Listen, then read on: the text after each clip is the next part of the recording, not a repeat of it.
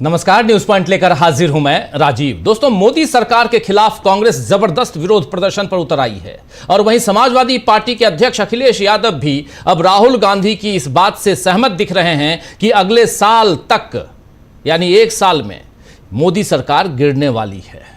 दरअसल जिस तरीके से महंगाई बढ़ती जा रही है उसमें आम जनता का गुस्सा फूट रहा है और बहुत से ऐसे वीडियो सामने आए हैं जिसमें लोग मान रहे हैं कि उन्होंने मोदी को चुनकर गलती की और देश चलाना मोदी के बस में नहीं है। यह आम जनता का एक परसेप्शन बनता जा रहा है।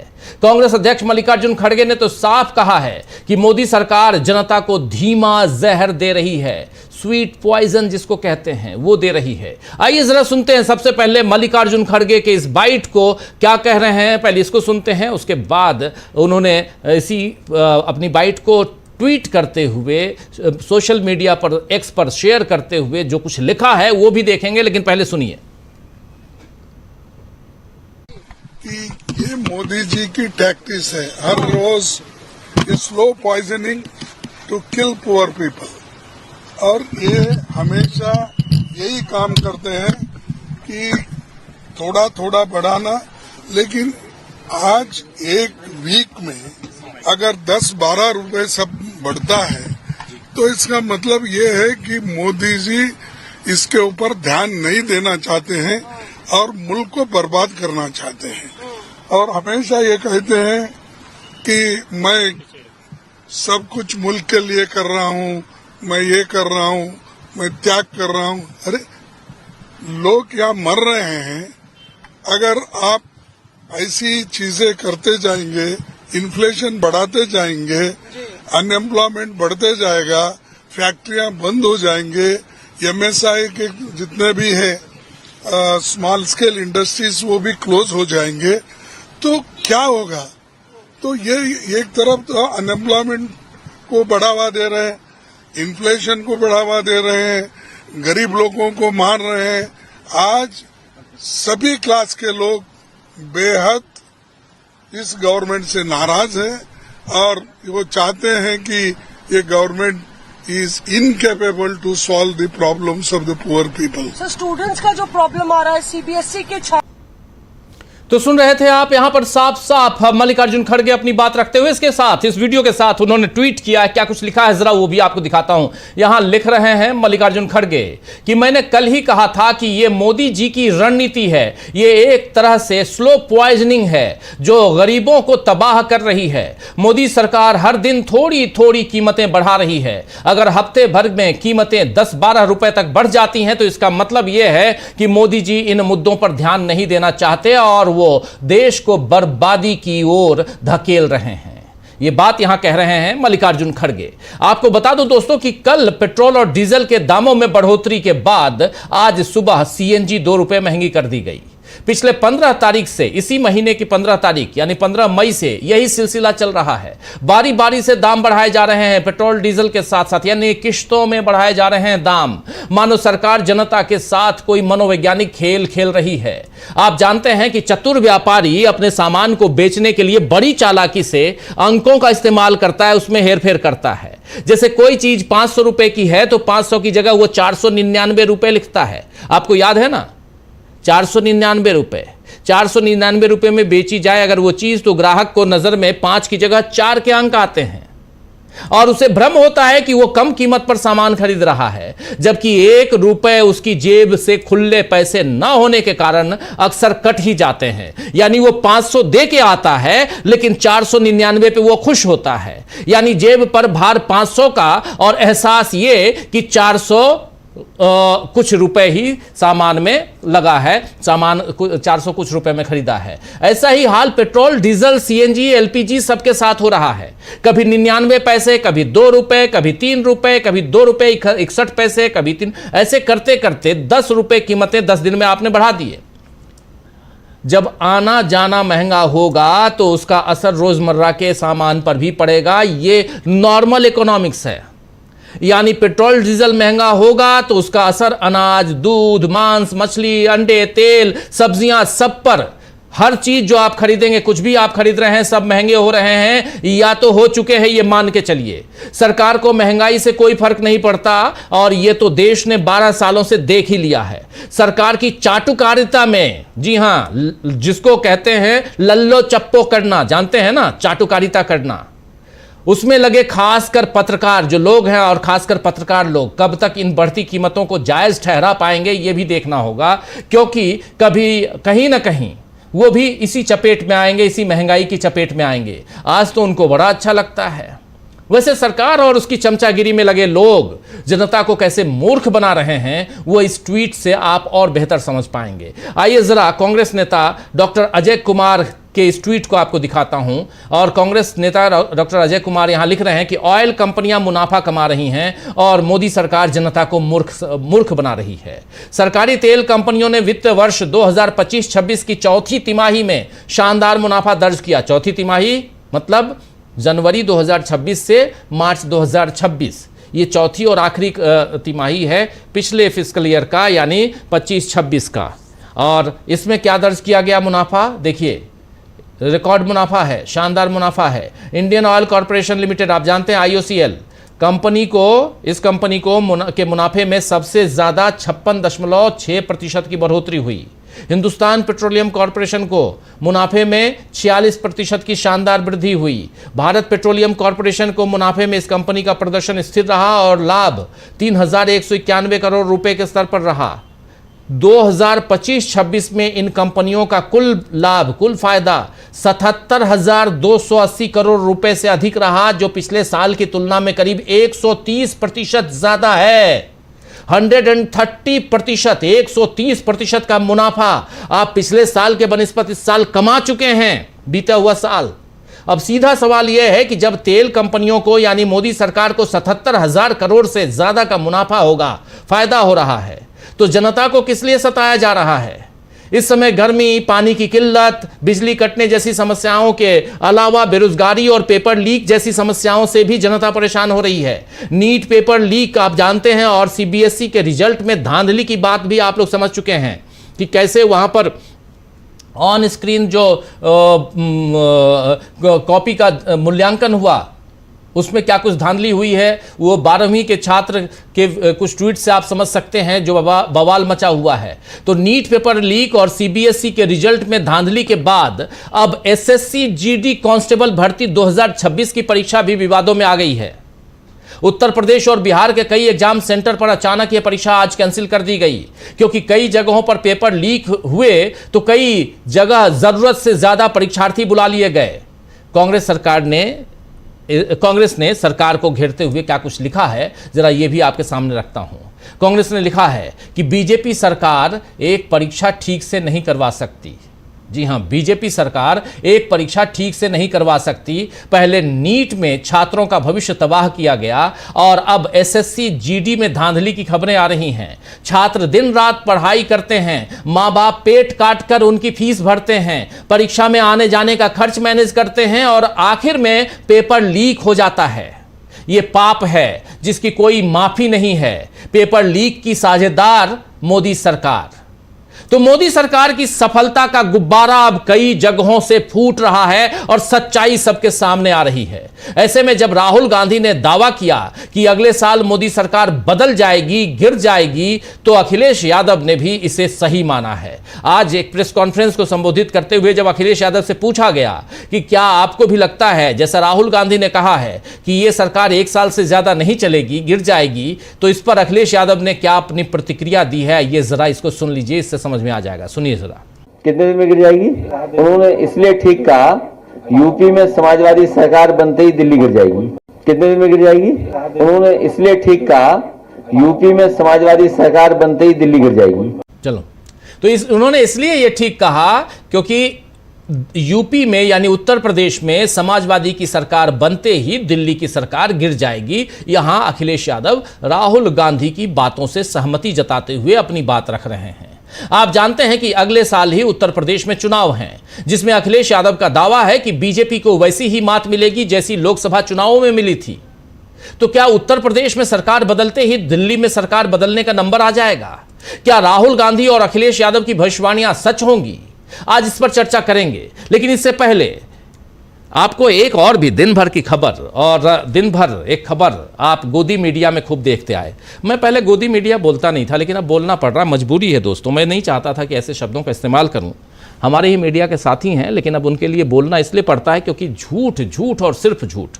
सुबह से आप लोग एक खबर देख रहे होंगे। आप, अच्छी बात है कि दोस्तों आप लोगों में से कई लोग ये गोदी मीडिया को देखते नहीं हैं, ये बहुत अच्छा करते हैं। कम से कम अपने बीपी की दवाई, जो लोग ब्लड प्रेशर की दवा लेते होंगे, शायद अब जितने दिनों से आप लोगों ने छोड़ा होगा गोदी मीडिया को देखना, वैसे वैसे आपका ब्लड प्रेशर भी कंट्रोल होने लगा होगा। ये मैं समझ रहा हूँ, मान रहा हूँ कि ऐसा हो रहा होगा। और अगर नहीं हो रहा होगा तो आप चेक ज़रूर करवा लीजिए, ज़रूर कंट्रोल हो रहा होगा अगर आप गोदी मीडिया देखना आपने छोड़ दिया है तो। आज सुबह लेकिन मैं आपको बता रहा हूं कि उनकी पोल खोलना भी ज़रूरी है। हमारे विपक्ष के साथी भी बड़ा शौक से वहां बैठते हैं और गालियां सुन के चले आते हैं सिर झुका के, और ये उनकी क्या मजबूरी है समझ से परे है। लेकिन इस मजबूरी से भी बाद में शायद वो 2-4 अभी होते हैं और बाद में शायद इस पर कुछ न कुछ फैसला लेंगे कि क्या करना चाहिए। ये उनका मामला है, चाहे वो कांग्रेस पार्टी हो, समाजवादी पार्टी हो या और दूसरे दल हों। लेकिन सवाल यहां दूसरा है। सुबह से खबर यह चल रही थी कि कर्नाटक के मुख्यमंत्री और उप मुख्यमंत्री, यानी कर्नाटक के मुख्यमंत्री सिद्धारमैया और उप मुख्यमंत्री वहां डीके शिव कुमार, ये दोनों को दिल्ली तलब किया गया है क्योंकि अब वहां सत्ता परिवर्तन करने जा रहे हैं। वहां सिद्धारमैया को वहां से राज्यसभा भेजा जा रहा है और डीके शिव कुमार को ये कुर्सी दी जा रही है। कुछ लोग लिख रहे हैं कि बिल्कुल वैसे ही होगा जैसे नीतीश कुमार के साथ हुआ। नीतीश कुमार के बेटे को वहां बैठाया गया कैबिनेट में, यहां सिद्धारमैया के बेटे को बैठाया जाएगा कैबिनेट में। ये होगा वो होगा। सुबह से बिल्कुल कांग्रेस, कर्नाटक संकट, कर्नाटक में भयंकर संकट। लेकिन ऐसा कुछ नहीं था। सुबह से मेरी टीम के लोगों ने भी बोला कि ये सब चल रहा है, क्या किया जाए। मैं सुबह से बोल रहा था ये जो गोदी मीडिया है ये दिन भर यही चलाएगा। ये गोदी मीडिया उत्तर प्रदेश के संकट को नहीं बताएगा, ये गोदी मीडिया पश्चिम बंगाल के संकट को नहीं बताएगा, ये गोदी मीडिया और भी बीजेपी शासित राज्यों में जो संकट है, चाहे वो छत्तीसगढ़ हो, वो मध्य प्रदेश हो, वो राजस्थान हो, वो गुजरात हो, इन संकटों को नहीं बताएगा। ये हरियाणा की बात नहीं करेगा, ये महाराष्ट्र की बात नहीं करेगा, ये बात कर्नाटक की करेगा, क्योंकि उसके लिए वहां चरणों में बैठे हुए हैं, उसके बदले ढेर सारे विज्ञापन मिलते हैं उनको। अभी से थोड़ी देर पहले केसी वेणुगोपाल, सिद्धारमैया और डीके शिव कुमार ने प्रेस कॉन्फ्रेंस की है।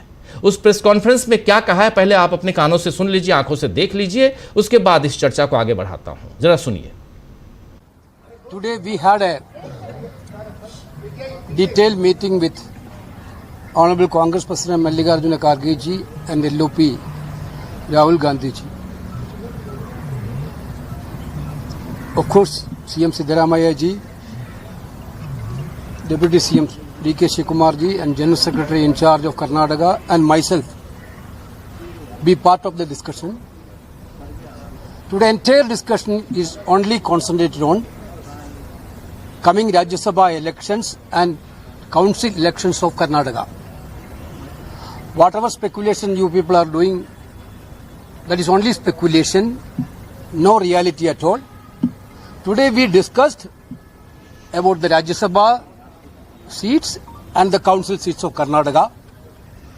The candidates of Rajya Sabha and council seats of Karnataka will be announced along with the other seats like Chhattisgarh, like Madhya Pradesh and Rajasthan and Jharkhand, like the states. That's all. This is what we have decided today, nothing else discussed today. Thank you.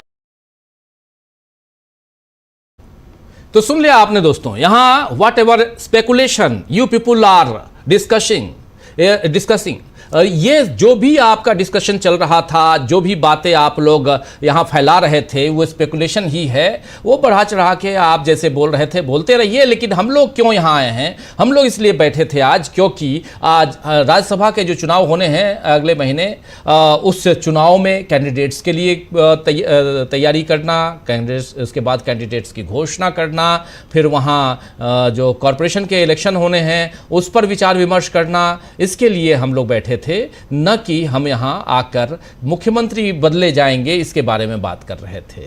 बार बार ये चर्चा आती है और इसलिए क्योंकि गोदी media के पास जो दे दिया जाता है सुबह चिट छोटा छोटा कि आज इस इस बारे में ये खबर चलाई है। वो खबर चलाना उनकी मजबूरी है, वो कर रहे थे।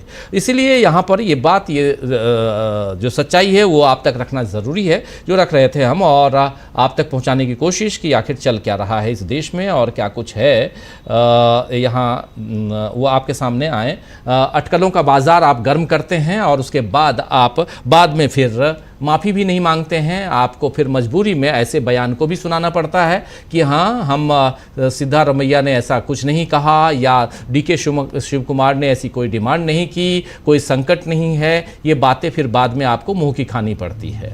तो ये सब क्यों चलाना पड़ता है? जब महंगाई की बात होनी चाहिए तब वहां आप कर्नाटक संकट क्यों दिखा रहे हैं, ये आप समझ सकते हैं। और इन सब से पर्दा उठाना जरूरी है। न्यूज पॉइंट में हम यही करने की कोशिश करते हैं, डीबी लाइव यही करने की कोशिश करता है, बड़ी जिम्मेदारी के साथ। आइए उन्हीं जिम्मेदारियों के साथ आज इस चर्चा की शुरुआत करते हैं। हमारे साथ कुछ वरिष्ठ साथी जुड़े हुए हैं, उनसे आपका परिचय करवाता हूं। देखिए, 5 हमारे साथी यहां जुड़े हुए हैं। हमारे साथ हैं अमरेंदु उपाध्याय जी, प्रोफेसर अखिल स्वामी जी, हमारे साथ मुकेश कुमार सिंह साहब हमारे साथ जुड़े हुए हैं, अनिल सिन्हा जी जुड़े हुए हैं, प्रशांत टंडन जी जुड़े हुए हैं। आप पांचों का स्वागत है, इस्तकबाल है। स्वागत इस्तकबाल अब तमाम दोस्तों, साथी, शुभचिंतक आप सबका जो अब तक जुड़ चुके हैं उनका भी, जो जुड़ने वाले हैं उनका भी। स्वामी जी, अटकलों का बाजार गर्म है, लेकिन जिस बाजार में आज तूफान मचा हुआ है, जिस बाजार में गर्मी इतनी है कि लोग हाहाकार मचा रहे हैं, लोगों की बाइट्स छिपाई जा रही हैं। आप कुछ बाइट्स अगर दे दीजिए सोशल मीडिया पे तो ट्विटर, इंस्टा ये सब ब्लॉक कर देते हैं, उसको बाहर कर देते हैं, क्योंकि सरकार के खिलाफ बातें हैं। क्योंकि कोई कह रहा है कि हाँ महंगाई हो गई, पिछली बार अभी तक मैं बीजेपी को वोट देता था, अब नहीं दूंगा, वीडियो बाहर, ऐसे हो रहे हैं। ऐसे में इस गोदी मीडिया को भी एक्सपोज करना बहुत ज़रूरी है, जो अटकलों के बाजार को और दिन भर जो लोगों के, देखिए हमारी आपकी, हम लोगों का जो बीपी है, ब्लड प्रेशर है, वो नहीं बढ़ने वाला। हम तो रोज़ 2-4 होते रहते हैं, लेकिन जो हमारे साथी, जो दर्शक साथी बहुत जिम्मेदारी के साथ किसी भी चैनल पर भरोसा करके देखते हैं चैनलों को, उनके साथ तो छलावा है ना ये। अगर महंगाई की बात है तो महंगाई की बात कीजिए, आप ये छलावा क्यों कर रहे हैं? अभी आप इकोनॉमी को बहुत अच्छी तरह से समझते हैं, कल भी हमने बात की थी, आज भी डॉक्टर अजय कुमार उनके उस ट्वीट को स्पेशली लेके आया। क्यों कह रहे हैं 77,000 करोड़ रुपए से ज्यादा का मुनाफा है, 130% मुनाफा है, और उसके बाद आप रोना रो रहे हैं और सबके, हमारी आपकी जेब, एक गरीब जनता की जेब पर आप डाके डाल रहे हैं। 10 रुपए कीमत आप अब तक बढ़ा चुके हैं।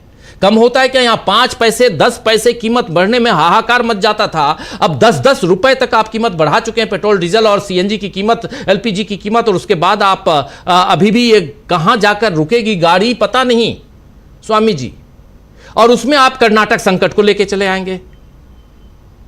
जरा आपकी टिप्पणी, आपके विचार।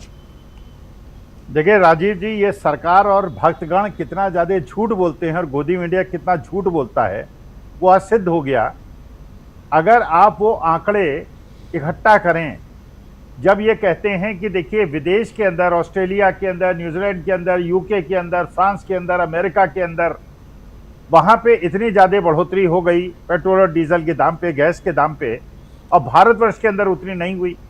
अगर इसकी डिटेल चेक करेंगे और बाद में किसी कार्यक्रम में उसे प्रस्तुत करेंगे तो ये पता चलेगा कि बाकी देशों ने बिल्कुल सही मायने में जो इंटरनेशनल क्रूड प्राइसेस थे उसको पेट्रोल डीजल के दाम से कोरिलेट कर दिया था। जब $30-40 पर बैरल का तेल हो गया था, उन्होंने तेल के दाम कम कर दिए थे। जब $60 का पेट्रोल डीजल था तो उन्होंने $60 के हिसाब से अपने उपभोक्ताओं से दाम लिए। जब वो $120 हो गए, उन्होंने अपने दाम 30% इंटरनेशनल क्रूड प्राइस बढ़े डबल, और उन्होंने दाम बढ़ाए 30%। हमारे यहाँ जब $30-40 पर बैरल का तेल था, उस समय टैक्सेस को बढ़ा के 48 लाख करोड़ सरकार ने इकट्ठे कर लिए, और उसके बाद जब तेल के दाम $120 थे तब तो दाम नहीं बढ़ाए, और जब $100 पे आ गए, आज के तारीख में $100 के आसपास हैं, उस समय दाम बढ़ाए चले जा रहे हैं। और ये भी झूठ बोला गया देश की जनता से कि ऑयल कंपनीज को नुकसान हो रहा है, जो अभी आपने बताया कितना हैवी प्रॉफिट्स उनको हो रहा है। इसका मतलब ये है, ये जो इनकी एक चाल है कि जो अमीर लोग हैं उनको फायदा पहुंचाना।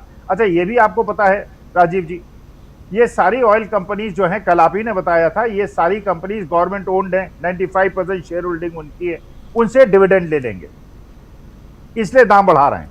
प्रॉफिट है उनके पास, ऑयल कंपनी के पास ऑलरेडी प्रॉफिट है, लेकिन अगर ऑयल कंपनीज को ज्यादा प्रॉफिट कमाएंगे तो मानी बात है कि ज्यादा डिविडेंड के हकदार ये हो जाएंगे। तो जितनी भी कंपनीज ऐसी हैं जिसमें गवर्नमेंट का हिस्सा ज्यादा, आपने देखा आरबीआई ने, अगर आप एक आंकड़ा कभी पेश कर दें, डॉक्टर मनमोहन सिंह के जमाने में आरबीआई ने कितना डिविडेंड दिया है पर ईयर, और मोदी जी के जमाने में कितना दिया है।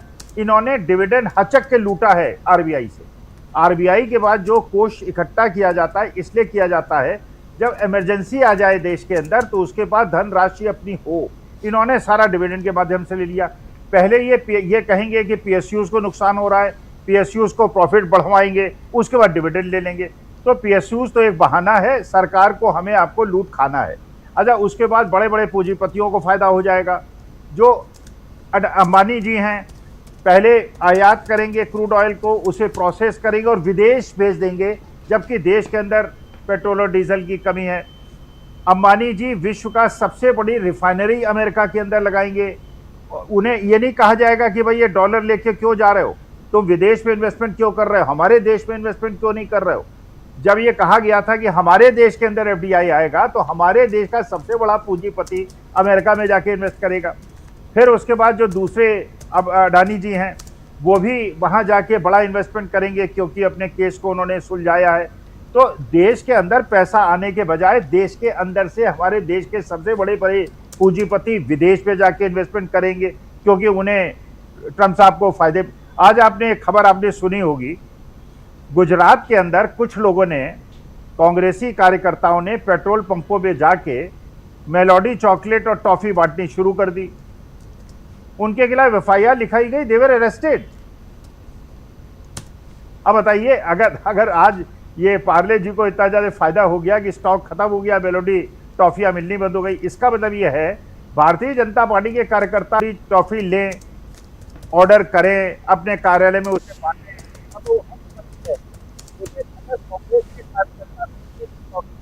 पेट्रोल पंप में जाके बांटे। कई पेट्रोल पंपों में तो ऐसे ऐसे नारे लग रहे हैं जो मैं यहाँ कहना पसंद नहीं करूंगा। देखिए, देश की जनता। अच्छा, फिर एक आपकी गोदी मीडिया की एक बहुत प्रसिद्ध पत्रकार है, आपने एक प्रश्न और पूछा था, लोग गोदी मीडिया में क्यों जाते हैं। राजीव जी, मैं बताऊं मैं क्यों जाता हूं। मैं इसलिए जाता हूं, मेरे कार्यक्रम गोदी मीडिया के अंदर कभी आप देख लीजिएगा, जितना ज्यादा वो मेरा ब्लड प्रेशर बढ़ाते हैं उतना उससे ज्यादा ब्लड प्रेशर मैं उनका बढ़ा देता हूं। और मैं ये भी जानता हूं अगर मैं नहीं जाऊंगा तो वह छद्म कांग्रेसी प्रवक्ता बिठा के और सारी की सारी लाइन को खत्म कर देंगे और भारतीय जनता पार्टी के समर्थन में बोलने पड़ेंगे। इसलिए ब्लड प्रेशर अपना नहीं बढ़ाता, उनका बढ़ाता हूं और अपने सिद्धांतों से जो मैं आपके यहाँ पे आके आपके चैनल में सत्य बोलता हूं, वहां भी जाके वही चीज बोलता हूं जो राष्ट्र के हित में है, जो मेरे देश की जनता के हित में है और मेरे देश के गरीब लोगों के हित में है। तो देखिए, सीधी सी बात यह है, इस समय इतना बड़ा प्रपंच चल रहा है, इतना बड़ा झूठ का बाजार चल रहा है। एक बहुत बड़ी पत्रकार है गोदी मीडिया की, वो कैलकुलेट करके बता रही थी कि जिस आदमी का 1,500 रुपए खर्चा होता था पेट्रोल में, अब केवल 1,800 रुपए खर्च होगा। 300 रुपए का तो अंतर हुआ। अरे मैडम, आपको तनख्वाह मिलती है 1.5 करोड़ रुपए महीना। जो वो गरीब आदमी जो सुबह 4 बजे से दूध बांटता है, ब्रेड बांटता है, बटर बांटता है, गिग वर्कर है, वो बेचारा अगर उसकी आमदनी है 15,000 रुपए, उस 15,000 रुपए में से 400 रुपए की कमी भी उसके बजट को हिला देती है, क्योंकि 4,000 किराए पे वो मकान लेता है, 3,000 रुपए गैस में खर्च करता है, अपने बच्चों को पढ़ा नहीं सकता, किसी तरह की सुविधा नहीं ले सकता। उसके लिए 300 रुपए मेक्स ए डिफरेंस। जो ये टेम्पो वाले और 3 व्हीलर वाले हैं बेचारे, जो ट्रक ड्राइवर्स हैं और ये प्राइवेट बस चलाने वाले हैं, क्योंकि आपने सीएनजी के दाम इतने ज्यादा बढ़ा दिए हैं, अब उनका जो प्रॉफिट है टेक होम सैलरी। और बहुत सारे 3 व्हीलर्स राजीव जी दिल्ली के अंदर ऐसे हैं जो 500 रुपए रोज किराए पे 12 घंटे के लिए उनको 3 व्हीलर मिलता है, उससे पैसा कमाते हैं। जो 500 रुपए देने हैं वो भी नहीं निकाल पाते। जो सड़क के किनारे खोमचा लगाने वाले लोग हैं, केवल उनके आपने पेट्रोल के दाम नहीं बढ़ाए हैं, आपने उनके कमर्शियल सिलेंडर्स के दाम भी डबल कर दिए। आपने अडानी जी और अंबानी जी को क्या नुकसान पहुंचाया, बड़े बड़े पूंजीपतियों को क्या नुकसान पहुंचाया। हाँ, जो छोटे दुकानदार हैं, आप एक सर्वे करा लीजिए डीवी लाइव के किसी कॉरेस्पॉन्डेंट से, आज के तारीख में हर व्यापारी रो रहा है, उसके रेंट्स नहीं निकल रहे हैं। लेकिन ये देखिए, ये है सूट बूट की सरकार, ये है पैसे वालों की सरकार। ये गरीब लोगों की बात सोचती नहीं है, उनके दर्द को महसूस नहीं करती है। इसलिए नहीं करती है कि इन्होंने चुनाव आयोग को साथ दिया है। चुनाव, और ये भी अखिलेश जी की बात को मैं फिर एक उन्हें कहता हूं, जरा ध्यान रखिए, जो बात आप कह रहे हैं कि यूपी जब इनके हाथ से चला जाएगा, यूपी नहीं जाएगा। जैसे अभिषेक बनर्जी ने जो बात कही है उसका समर्थन कीजिए, पूरे अपोजिशन वाले सामने खड़े हो जाइए। जिन ईवीएम के अंदर वोट पड़े 17C के हिसाब से, जिनके सीरियल नंबर हैं और जिस पे काउंट हुए वो अलग हैं, ऐसा अभिषेक बनर्जी कह रहे हैं। अगर सीसीटीवी फुटेज दिखाई आपने तब तो पता चलेगा कि शायद चुनाव निष्पक्ष हुए हैं। लेकिन अखिलेश जी, गलतफहमी में मत रखिए। 6 महीने के बाद अगर ये ज्ञानेश कुमार अवतार रहे और ज्ञानादेश आ गया, उससे सरकार नहीं हटेगी। सरकार अगर हटेगी तो आज के तारीख में सारे विपक्षी दलों को, ममता बनर्जी बहुत उछलती थी, अच्छा खासा यहाँ इंडिया गठबंधन बन गया था, नीतीश कुमार उसके कोऑर्डिनेटर बनने वाले थे, ये भारतीय जनता पार्टी की सरकार ना बनती। आज ममता बनर्जी भागती फिर रही है इधर से उधर, अभिषेक बनर्जी भागते फिर रहे हैं इधर उधर। तो ये सीधी सी बात है, जिसको भी आज के तारीख में तानाशाहों के साथ खड़ा होना है, खड़ा हो जाए, और जिसको तानाशाहों के खिलाफ और संविधान को बचाने के लिए, लोकतंत्र के लिए खड़ा है, हम उनके साथ खड़े हैं। तो गलतफहमियों में मत रहिए, एकजुट हो जाइए। जैसे कांग्रेस सड़क पे संघर्ष कर रही है, और जो लड़का जाखड़ जो है, जो नया अभी 1 महीने पहले ही अध्यक्ष बना है यूथ कांग्रेस का, जिस प्रकार से वो संघर्ष कर रहा है, तो संघर्ष अगर आप करेंगे, जीतू पटवारी कर रहे हैं, सुरजेवाला कर रहे हैं, या ब्रजेंद्र सिंह कर रहे हैं, डोटासरा कर रहे हैं, इस तरह से संघर्ष कीजिए। लेकिन आप ये सोचें कि आंख मूंद के बैठ जाएंगे और उसके बाद परिवर्तन हो जाएगा, ऐसे नहीं होगा।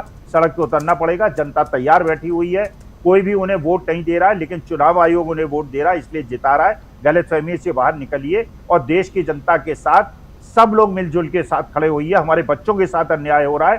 पेपर वही ईवीएम वाली बात हो रही है राजीव जी, बच्चे ने आंसर शीट लिखी कोई और जहाज दी कोई और, और उसे हमारे अशोक कुमार श्रीवास्तव जो दूरदर्शन के हैं, उसे पाकिस्तानी कह दिया 17 साल के बच्चे को। और उसके बाद प्रूव हुआ कि उसकी कॉपी जांची नहीं थी, कॉपी किसी और की जांच थी। तो जरूरी नहीं है कि ईवीएम में आप वोट दें, जिस कॉपी में आप लिखें वही जंचे और वही काउंट हो। इसलिए बहुत सतर्क होने की आवश्यकता है।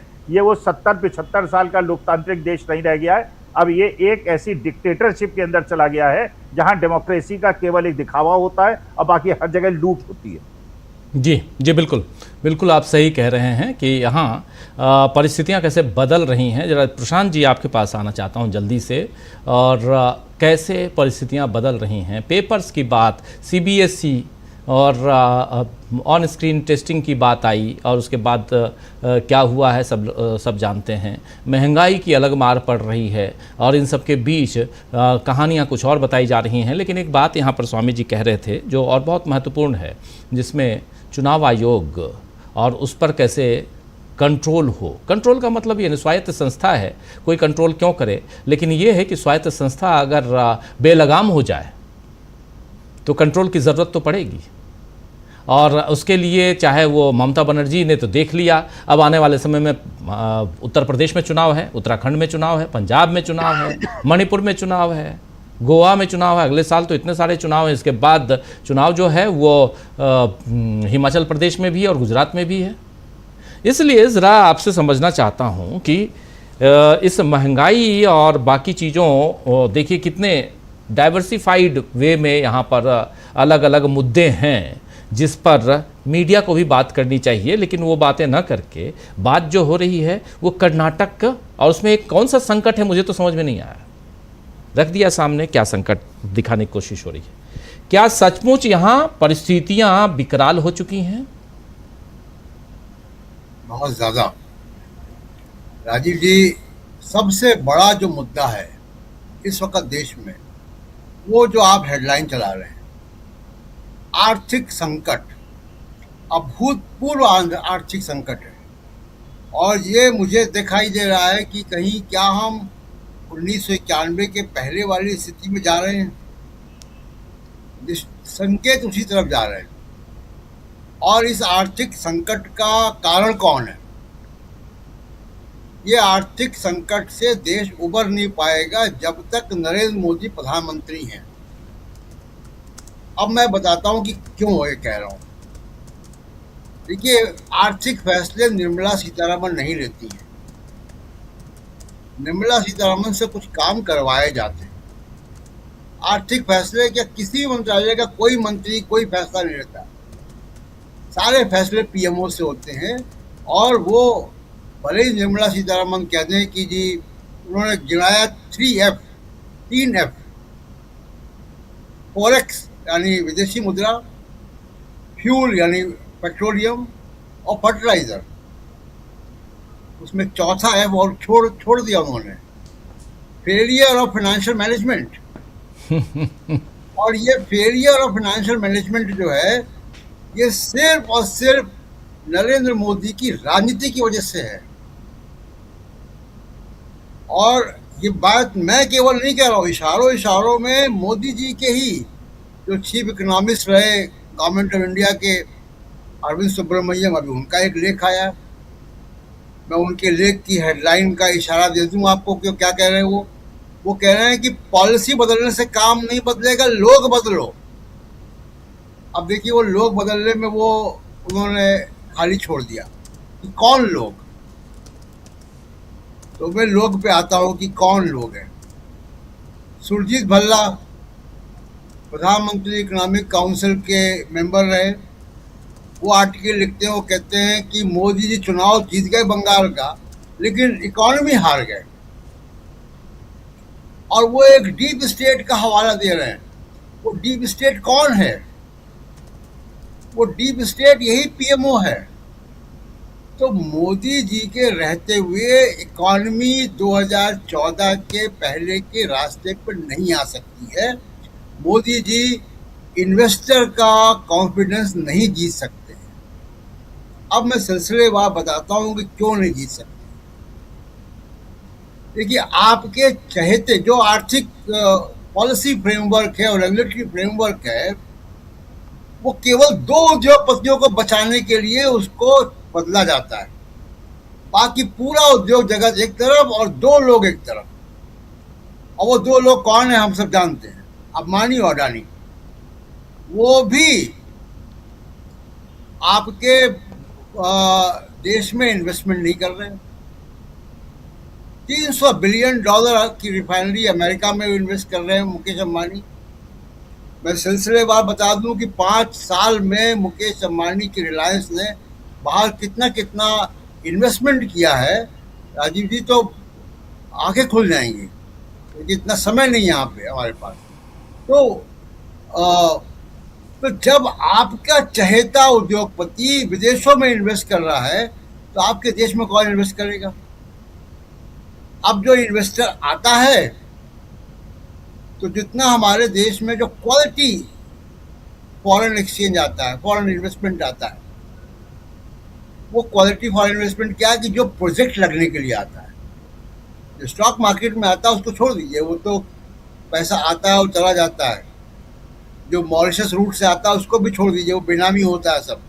लेकिन जो क्वालिटी फॉरेन इन्वेस्टमेंट आता है, जो किसी मल्टीनेशनल कंपनी का या जिसको कहा जाए कि ग्लोबल वैल्यू चेन का जो पैसा आता है, तो ग्लोबल वैल्यू चेन का इन्वेस्टमेंट अगर आता है तो दक्षिण भारत में आता है।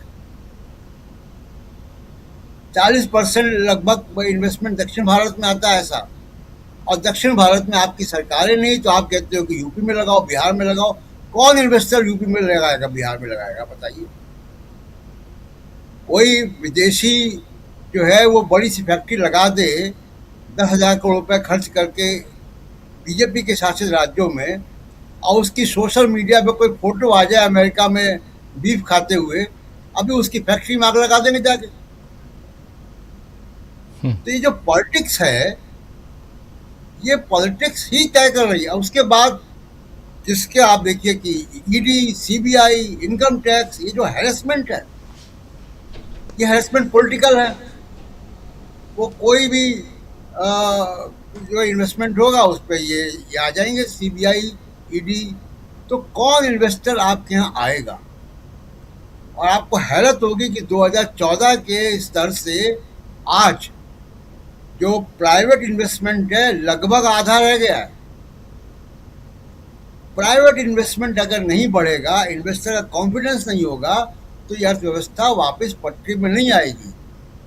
ये ईरान की वजह से नहीं हो रहा है, और ईरान भी अभी खुलने वाला भी नहीं है। कभी समझौता होता है, कभी टलता, कभी होता है, कभी टलता है, वो अभी लंबा चलेगा मामला। लेकिन ये ईरान की वजह से नहीं है। ये डॉलर की कीमत जो बढ़ी है रुपए के मुकाबले, उसमें सिर्फ ईरान का कंट्रीब्यूशन नहीं है, और बाकी देशों की करेंसी स्ट्रांग है। केवल भारत की करेंसी गिर रही है। 92-93 रुपये का एक डॉलर तो राजीव जी 28 फरवरी के पहले पहुंच गया था। अभी तो 95 ही है। 93 रुपये तो वो वॉर से पहले पहुंच गया, बहुत पहले से जी। तो आपकी ये क्राइसिस केवल युद्ध की वजह से नहीं है, और युद्ध कल खत्म भी हो जाएगा तो भी ये क्राइसिस बनी रहेगी। और ये दो आर्थिक जो सलाहकार पीएमओ के रहे या गवर्नमेंट ऑफ इंडिया के चीफ इकोनॉमिस्ट रहे, इकोनॉमिक एडवाइजर रहे, सुरजीत भल्ला और अरविंद सुब्रमण्यम जी, क्यों बता रहे हैं? इनको मालूम है, ये वहाँ रह चुके हैं, इनको मालूम है कि आर्थिक फैसले कैसे लिए जाते हैं, ये आता कहाँ से है, ये कमांड कहाँ से आता है, उसके पीछे कारण क्या होते हैं, ये उनको मालूम है। ये प्रोफेशनल एडवाइस देखते होंगे, इनकी प्रोफेशनल एडवाइस को किनारे कर दिया जाता होगा कि अडानी जी हैं, अंबानी जी हैं। तो इसलिए मैं कह रहा हूँ कि नरेंद्र मोदी के प्रधानमंत्री रहते हुए इकॉनमी अब कभी ऊपर नहीं जा पाएगी। हेडलाइन मैनेजमेंट होता रहेगा, कुछ ना कुछ नहीं जाएगी। और एक बड़ा कारण देखिए, डिमांड, इन्वेस्टमेंट नहीं है। प्राइवेट इन्वेस्टमेंट आधा हो चुका है 2014 के स्तर से। उसके बाद आपने मनरेगा खत्म कर दिया, जी राम जी गाता पता नहीं है कहाँ है। जब आप मनरेगा खत्म कर देंगे तो आपकी डिमांड कहाँ से इंक्रीज होगी? हम तो डिमांड बेस्ड इकोनॉमी हैं, हम तो कंजम्पशन बेस्ड इकोनॉमी है, हम एक्सपोर्ट ओरिएंटेड इकोनॉमी नहीं है। ये बात हम लोग कई बार चर्चा करते हैं यहाँ पे। तो डिमांड कहाँ से बढ़ेगी जब आप गरीब आदमी को पैसा ही देना बंद कर दोगे? और एक सबसे खतरनाक बात जो हो सकती, जिसका मैं कयास लगा रहा हूँ, कुछ महीने से पढ़े हैं आर्टिकल, जो इनके करीबी लोगों के आर्टिकल है, जिसकी एडवोकेसी चालू हो गई है कि फर्टिलाइज़र की सब्सिडी बंद कर दो और फर्टिलाइज़र को भी कैश कंपोनेंट के साथ जोड़ दो। कि सब्सिडी काट दी, कैश जमा कर देंगे, डायरेक्ट कैश ट्रांसफ़र कर दो। ये इतना बड़ा फैसला, इतना गलत फैसला होगा कि ये भारत की फूड सिक्योरिटी को प्रभावित कर देगा। तो इस तरह से तमाम ऐसी चीज़ें हैं जिससे कि लग रहा है कि ये इकॉनमी का संकट और गहराएगा। ये जो तेल के अभी दाम बढ़े हैं, आप देखिएगा किस तरीके से होगा। ये केवल कार और मोटरसाइकिल चलाने वालों पे नहीं, ये तो तेल का दाम बढ़ता है तो जिसके पास साइकिल नहीं है उसके ऊपर भी असर पड़ता है। सामान तो वो भी खरीदता है बाजार से, वो बढ़ेगा सामान। जी बिल्कुल बिल्कुल। मुकेश जी, ज़रा ये बताइए कि क्या महंगाई कोई मुद्दा नहीं है? अगर मुद्दा नहीं है तभी तो शायद दाम बढ़ाए जा रहे हैं। 130% मुनाफा, साल भर में 130% मुनाफा कमाने वाली कंपनियां, उनको अभी भी घाटा दिखाई दे रहा है। तो कहाँ मुनाफा कितना लेके जाओगे भाई? 77,000 करोड़ रुपए से ज़्यादा का मुनाफा आप कमा चुके हैं और उसके बाद लगभग 10 रुपये आप ऑलरेडी बढ़ा चुके, और ये कहते हुए कि अंतर्राष्ट्रीय दो चीज़ें होती हैं मुकेश जी, इकोनॉमी को जहाँ तक समझता हूँ, अगर प्रोडक्ट नहीं है, खपत उसकी कीमत बढ़ रही है, यानी प्रोडक्ट नहीं है और कीमत, सप्लाई और डिमांड वाली बात। स्वामी जी और अच्छे से इकोनॉमिस्ट हैं, स्वामी जी और अच्छे से बताएंगे, लेकिन मुकेश जी हम और आप ज़रा समझते हैं, शायद बाद में स्वामी जी उसको दुरुस्त करेंगे। सप्लाई, डिमांड एंड सप्लाई, यहाँ पर डिमांड वही है, सप्लाई के लिए सरकार कह रही है, सरकार अपने मुंह से कह रही है कि कोई किल्लत नहीं है। यही तो कहते आ रहे हैं 28 तारीख से कि कोई किल्लत नहीं। अब आके कह रहे हैं कि आप खपत कम कीजिए और खपत कम कीजिए, लेकिन आप ये नहीं कह रहे हैं खुल के कि किल्लत है, कमी है, तब भी नहीं कह रहे हैं। जब खपत कम करने के लिए कह रहे हैं तो आप दाम क्यों बढ़ा रहे हैं? और जब दाम बढ़ा रहे हैं तब कह रहे हैं कि हॉर्मूज वहां बंद है इसलिए बढ़ा रहे हैं। अच्छा चलिए, ये सारी चीज़ें मान लिया, आपकी सारी बात मान ली कि हॉर्मुज बंद है, सप्लाई नहीं है और महंगाई हो गई है, महंगा हो गया। पेट्रोल डीजल की कीमत, जो क्रूड ऑयल की कीमत तो $100 से नीचे आ गया है। वो कीमत अगर बढ़ जाती तो अलग बात थी। मनमोहन सिंह की सरकार के समय $130 प्लस में, जब $130 प्रति बैरल जब कीमत हुई, उससे ज़्यादा हुआ अंतर्राष्ट्रीय मार्केट में, तब अपने यहाँ ₹71.51 हुआ था। जो महंगा, जो सबसे ज़्यादा था, ₹71.51, 71 रुपीज़ एंड 51 पैसे। और आज देख लीजिए 99 से नीचे हैं और कीमत कहाँ है, बढ़ा दिए। मैं यहाँ पर दूसरा पॉलिटिकल सवाल आपसे पूछना चाहता हूँ। सवाल ये है मुकेश जी, क्या इसका कोई असर नरेंद्र मोदी की पॉलिटिक्स पर नहीं पड़ेगा? नहीं पड़ता है क्या? इसी कारण वो निश्चिंत है? राजीव जी, अगर हम ये कहें 2 दूनी 4 होता है तो पृथ्वी पर भी होता है और अंतरिक्ष में जाएंगे तो वहां भी 2 दूनी 4 ही होगा।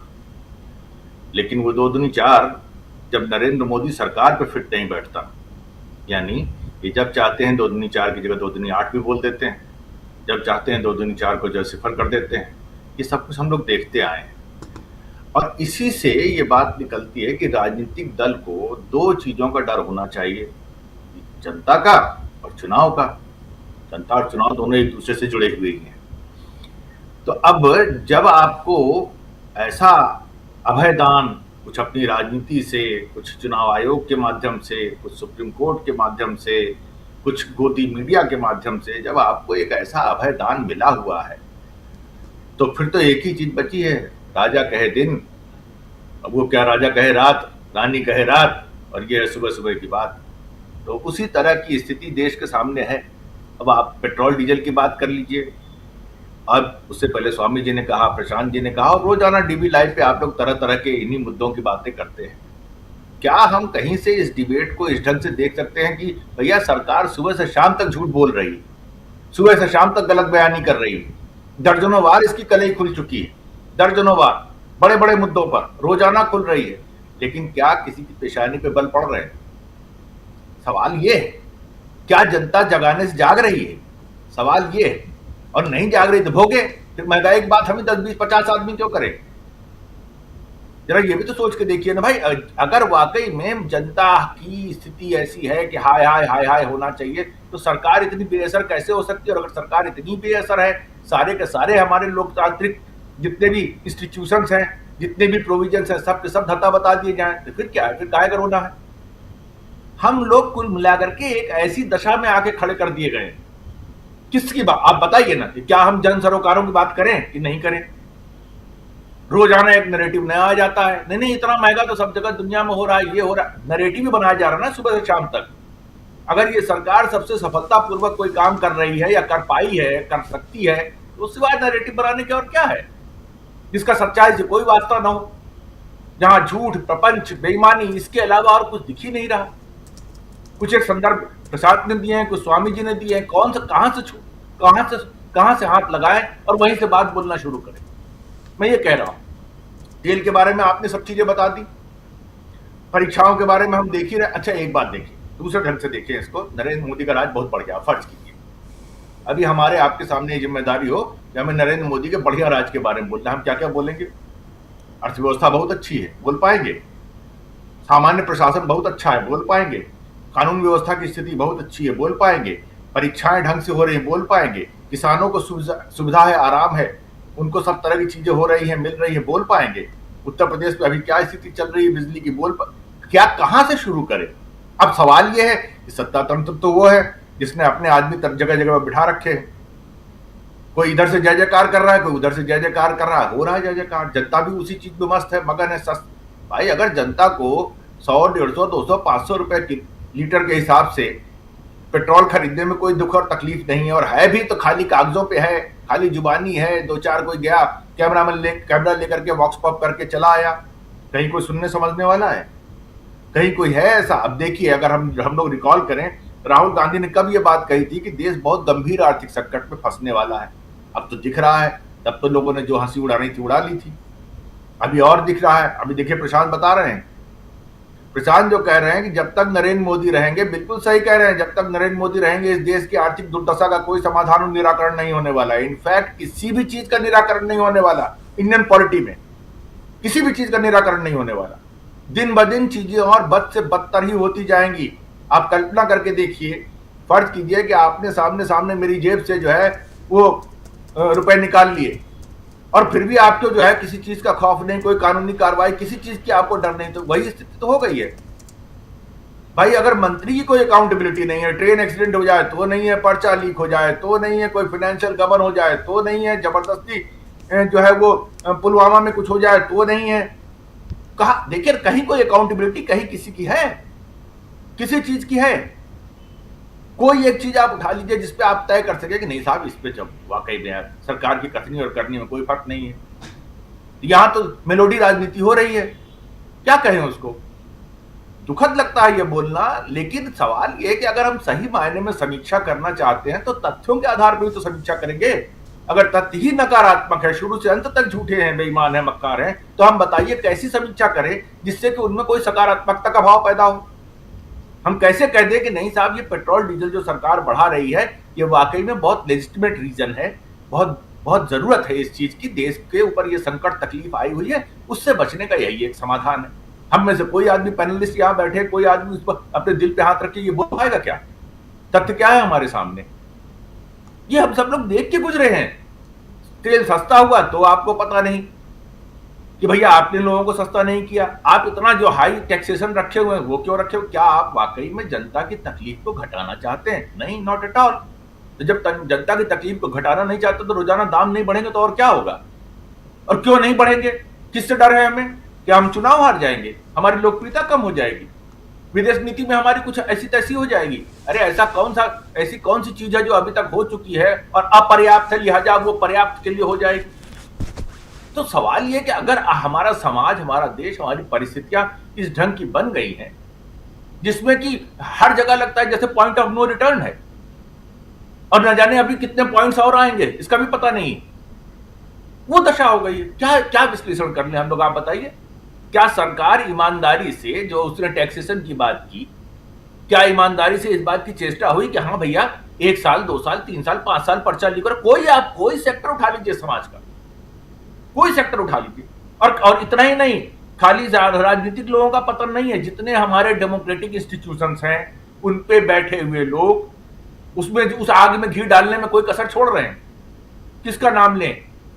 आमतौर पहले हम लोग जुडिशरी और हाई कोर्ट का नाम बड़े इज्जत से लिया करते थे, तो ऊंच नीच भी दिखे। आज तो लगता ही है कि इज्जत का कोई वास्ता ही नहीं है इन लोगों का। किस तरह के लोग बैठे हैं उन पदों पे, कितना दुर्भाग्यपूर्ण है ये। यही हाल चुनाव आयोग का है। हम चाहें भी कि हम चुनाव आयोग का नाम आदर से लें, क्या है, क्या उनकी करतूतें हैं ऐसी कि हम उनका नाम आदर से ले सकें?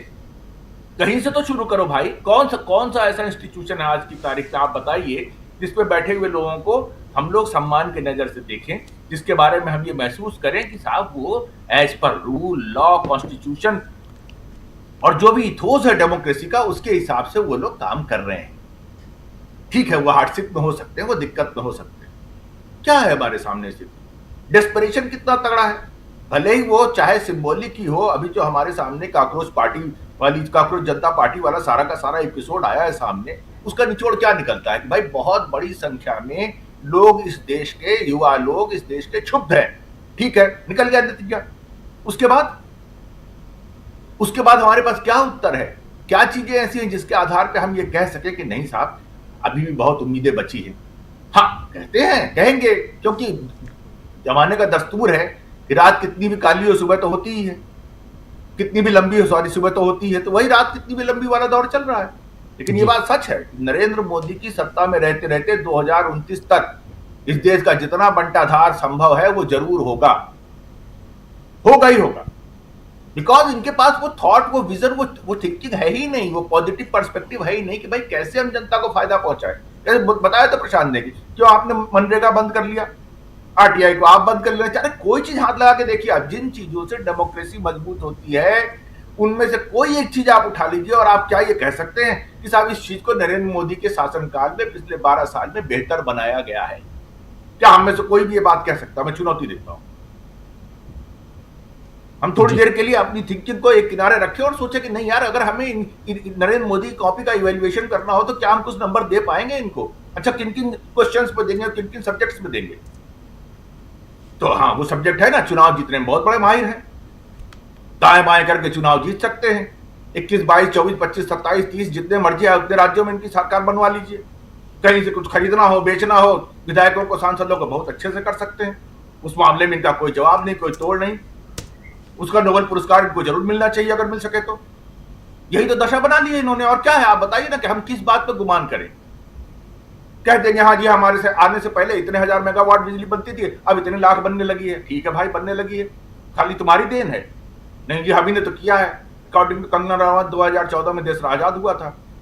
वही सारे नैरेटिव, जिन नैरेटिव में सिवाय छद्म के, सिवाय धूर्तता के और कुछ नहीं हो, वही तो इस शासन की सबसे बड़ी देन है। जी राजीव। जी जी, बिल्कुल बिल्कुल।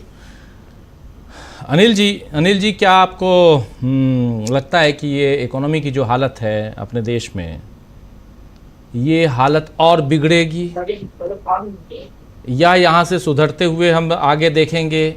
थोड़ा चेतते हुए सरकार को देखेंगे? नरेंद्र मोदी तो सत्ता बचाने के लिए कुछ भी कर सकते हैं। क्या कुछ दिखाई देता है? भविष्यवक्ता तो हम लोग हैं नहीं, विश्लेषण कर सकते हैं, उसी विश्लेषण के आधार पे आपसे भी समझना चाहता हूँ। देखिए, वो जो दिखाई देता है वो तो बता चुके हैं। जो मीटिंग, कैबिनेट की मीटिंग हुई उसके बाद अभी आज उन्होंने एक सीपी राधाकृष्णन जो उपराष्ट्रपति हैं उनका लेख साझा किया है, तो उसमें उन्होंने बता दिया है कि 2047 तक इंतजार करने के लिए कह रहे हैं। तो 2047 में विकसित भारत बनेगा, उसके बाद आप अपना चिंता करिए। ये नॉनसेंस जो है, ये चूंकि विपक्ष इतना यहाँ का कमजोर है, ये सारा नॉनसेंस बर्दाश्त करता रहेगा। वो डीजल वो रोज 2 रुपया 1 रुपया करके बढ़ा रहा है। और ये आपने बताया सही कि गोदी मीडिया जो है वो, उसको एक तो पता भी नहीं रहता, उसको कोई बताता कहाँ है वो सब का वो उनका एक्सेस क्या है। वो प्रेस नोट थमाने के अलावा वो भी आजकल सोर्सेस से मतलब उनको बता दिया, वो तो अपने राइट्स लूज कर चुके हैं, उनको कोई अधिकार ही नहीं है। जिस दिन वो खबर गवर्नमेंट को दे इस सोर्सेस से, वो बंद करना चाहिए क्या कि भाई हम सोर्सेस से नहीं चलाएंगे, तुम बताओ कि कौन लिख करके दे रहा है। तो वो चला रहे हैं, रोज आपको ये कीमत बढ़ रही है। और आप कोई चांसेस है क्या सुधरने की? अभी देखिए, जो फॉरेन पॉलिसी है तय कर दिया, अभी आप लोगों ने पता नहीं नजर डाला या नहीं। वो रूबियो यहाँ इसलिए थोड़ी आया है कि मीटिंग करनी है, इनसे बातचीत, उनको बताया करने के लिए आया है क्या कि इनका यूज आप जो चाइना में जाकर के यूज नहीं कर पाए ईरान के खिलाफ, मतलब ईरान तैयार नहीं कर पाए, वहां के लिए कोई उसको राजी नहीं कर पाए डील या जो भी हो उसके लिए। उसके बाद यूरोप उनके साथ नहीं है स्ट्रेट ऑफ हॉर्मुज को खोलने के लिए, जापान तक नहीं उनके साथ आया और ऑस्ट्रेलिया भी नहीं आया। उसके बाद क्वाड की मीटिंग कर रहा है, वो कहने के लिए असल में इंडिया का आया है कि तुम पहल करो, स्ट्रेट ऑफ हॉर्मुज खोलने का जो उनका प्लान है उसमें साथ दीजिए।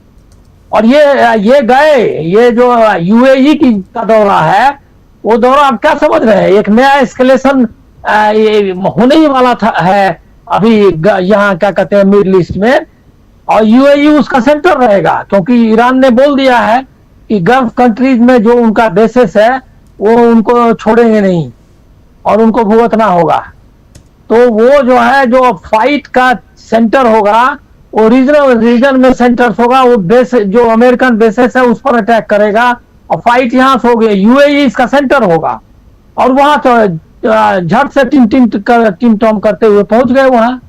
और ये जैसे गए थे इजराइल में, तो ये जो अमेरिका और नेतन्याहू जैसे जैसे इनको कह रहा है वैसे वैसे ये कर रहे हैं।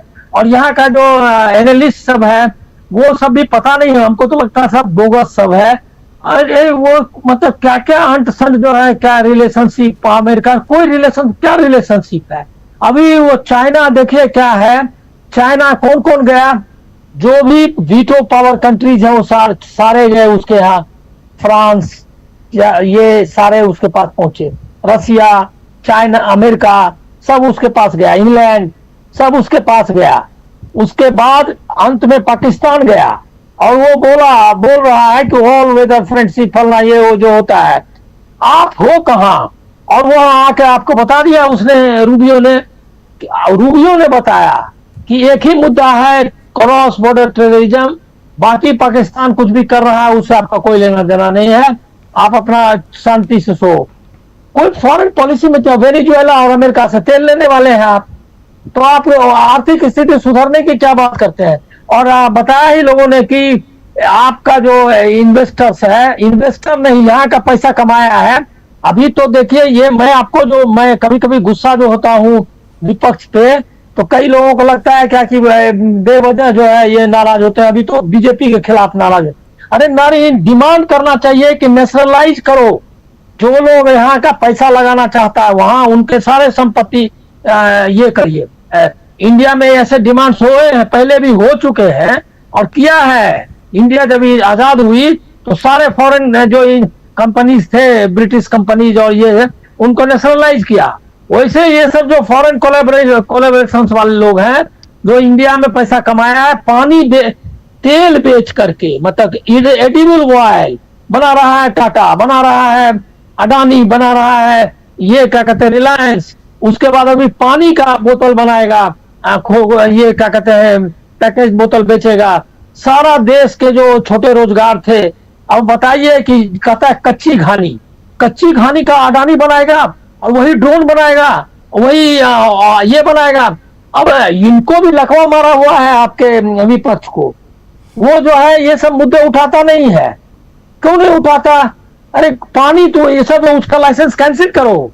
ये जो कहां से पैसा आएगा? मनरेगा आपने खत्म कर दिया, वो भी गलत था। मनरेगा पर सिर्फ नहीं होना चाहिए था, होना चाहिए था कि एम्पावर करना है रूरल इकोनॉमी को। इसके लिए ब्रॉडर फ्रेमवर्क पहले बना था। कुटीर उद्योग में आप पैसा नहीं लगा सकता था जो बड़ा बिजनेसमैन है। स्मॉल स्केल इंडस्ट्री में उसमें किया हुआ था कि 100 ये से जितना का खर्चा जो होने वाला है उसमें बड़ी कंपनियां नहीं खर्च करेंगी। और जहां जरूरत पड़ी वहां आपने नेशनलाइज किया। सारे इंश्योरेंस कंपनी नेशनलाइज किए गए थे एक समय में, लाइफ इंश्योरेंस वगैरह सब, वो सब प्राइवेट कंपनी था। इंश्योरेंस सेक्टर ही प्राइवेट स्टार्ट किया गया था, उसको हमने किया, वो सब बदल गया। अभी ये लोग भी वही हमको चलाना है, वर्ल्ड बैंक की पॉलिसी, सारे विपक्ष को भी और एक बीजेपी को। कहां से आप इकोनॉमी कहां से दुरुस्त करेंगे? ये जो इतने 140 करोड़ लोग हैं, 45 करोड़ जो भी, वो लोगों को कहां से रोजगार देंगे आप? और एआई का आ गया, आज ही रोज लगातार रिपोर्ट छप रही है कि 2030 तक पूरा का पूरा ये जो जॉब आपको दिख रहा है, व्हाइट कॉलर जॉब्स, वो सब खत्म हो जाएंगे। मतलब ये जो कंप्यूटर पर कैलकुलेट कर रहा है, अकाउंट्स बना रहा है, सब साफ हो जाएगा, वो सब एआई करेगा। और भी ऑटोमेटेड, पूरा ऑटोमेटिक हो जाएगा सब। जो ऑटोमेशन हो रहा है उसका में इतने बड़ा मुल्क है जिसमें कि सबसे लोग, दुनिया का सबसे ज्यादा लोग रह रहे हैं और सबसे गरीब लोग भी रह रहे हैं। ऐसे में आपको अपनी इकोनॉमी के बारे में एक नया विजन, नए तरीके से आना चाहिए। कोई आ रहा है क्या आपके पास? ये जो बोलता है वो इन लोगों से, मैं जरा भी इन लोगों से प्रभावित नहीं। तो ये ईमानदार हो, लड़ना चाहते हो, ये सब कम्युनल नहीं है, सेकुलर है, लेकिन इससे काम नहीं चलने वाला है।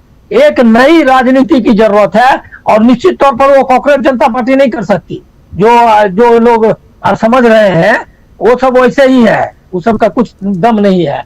वो सब सटायर तक ठीक है, वहां भी अपना क्या कहते हैं करें और उसको समर्थन करते हैं कि उनको पूरी आजादी मिलनी चाहिए सटायर करने की, और अगर पार्टी खोलना तो भी आजादी मिलनी चाहिए। लेकिन वो लोग से संभव नहीं है, किसी के पास विजन नहीं है।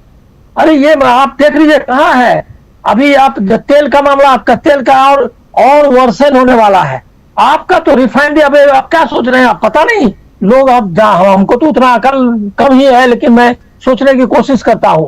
अब पेट्रोलियम का अगर रिफाइनरी लगाना है अमेरिका में, तो किसके लिए लगा रहा है? वो अमेरिका के लिए लगा रहा है। वो है कि अमेरिका का तेल वहीं पर वो शोध करके आपको भेजेगा, ये रिलायंस। इसके लिए वो बोल रहा है क्या कि आप अपने यहाँ क्यों ले जा रहे हो क्रूड, हमारे यहाँ से उसको रिफाइन करके ले जाओ, हमारे लोगों को रोजगार मिलेगा। इंडिया एक बनाना कंट्री तब्दील हो गया, जिसमें जितना डंप करना है सारा, एक तो क्लाइमेटिक ये का जितना डंप करना है, एनवायरनमेंट को डिस्ट्रॉय करके वो करेगा, टेक्नोलॉजी डंप करेगा, सामान डंप करेगा। इतना बड़ा मार्केट है, कैसे छोड़ देगा?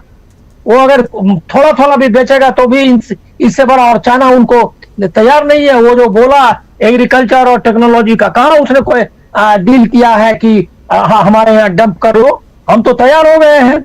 हमारा तो एग्रीकल्चर भी चौपट होने वाला है।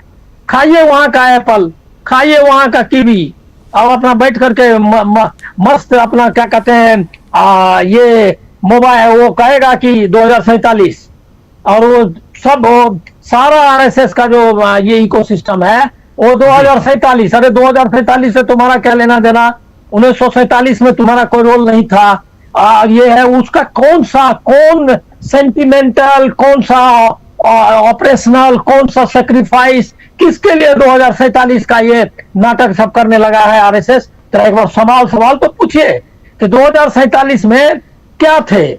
आपको मतलब हिंदू लिख करके सावरकर ने पूछा था कि हमको जो है सो पार्टी बनाइए, हमसे निगोशिएट करिए। जब आप मुस्लिम लीग से निगोशिएट कर रहे हैं तो उसने कहा, उसने सीधे फेंक दिया ब्रिटिश गवर्नमेंट ने, कहा आप कोई पार्टी नहीं है। उसे निगोशिएट, वो जो बाकी सबसे निगोशिएट भी किया था, ये हिंदू महासभा और आरएसएस से कोई निगोशिएशन नहीं किया था, इसको पार्टी ही नहीं मानता था वो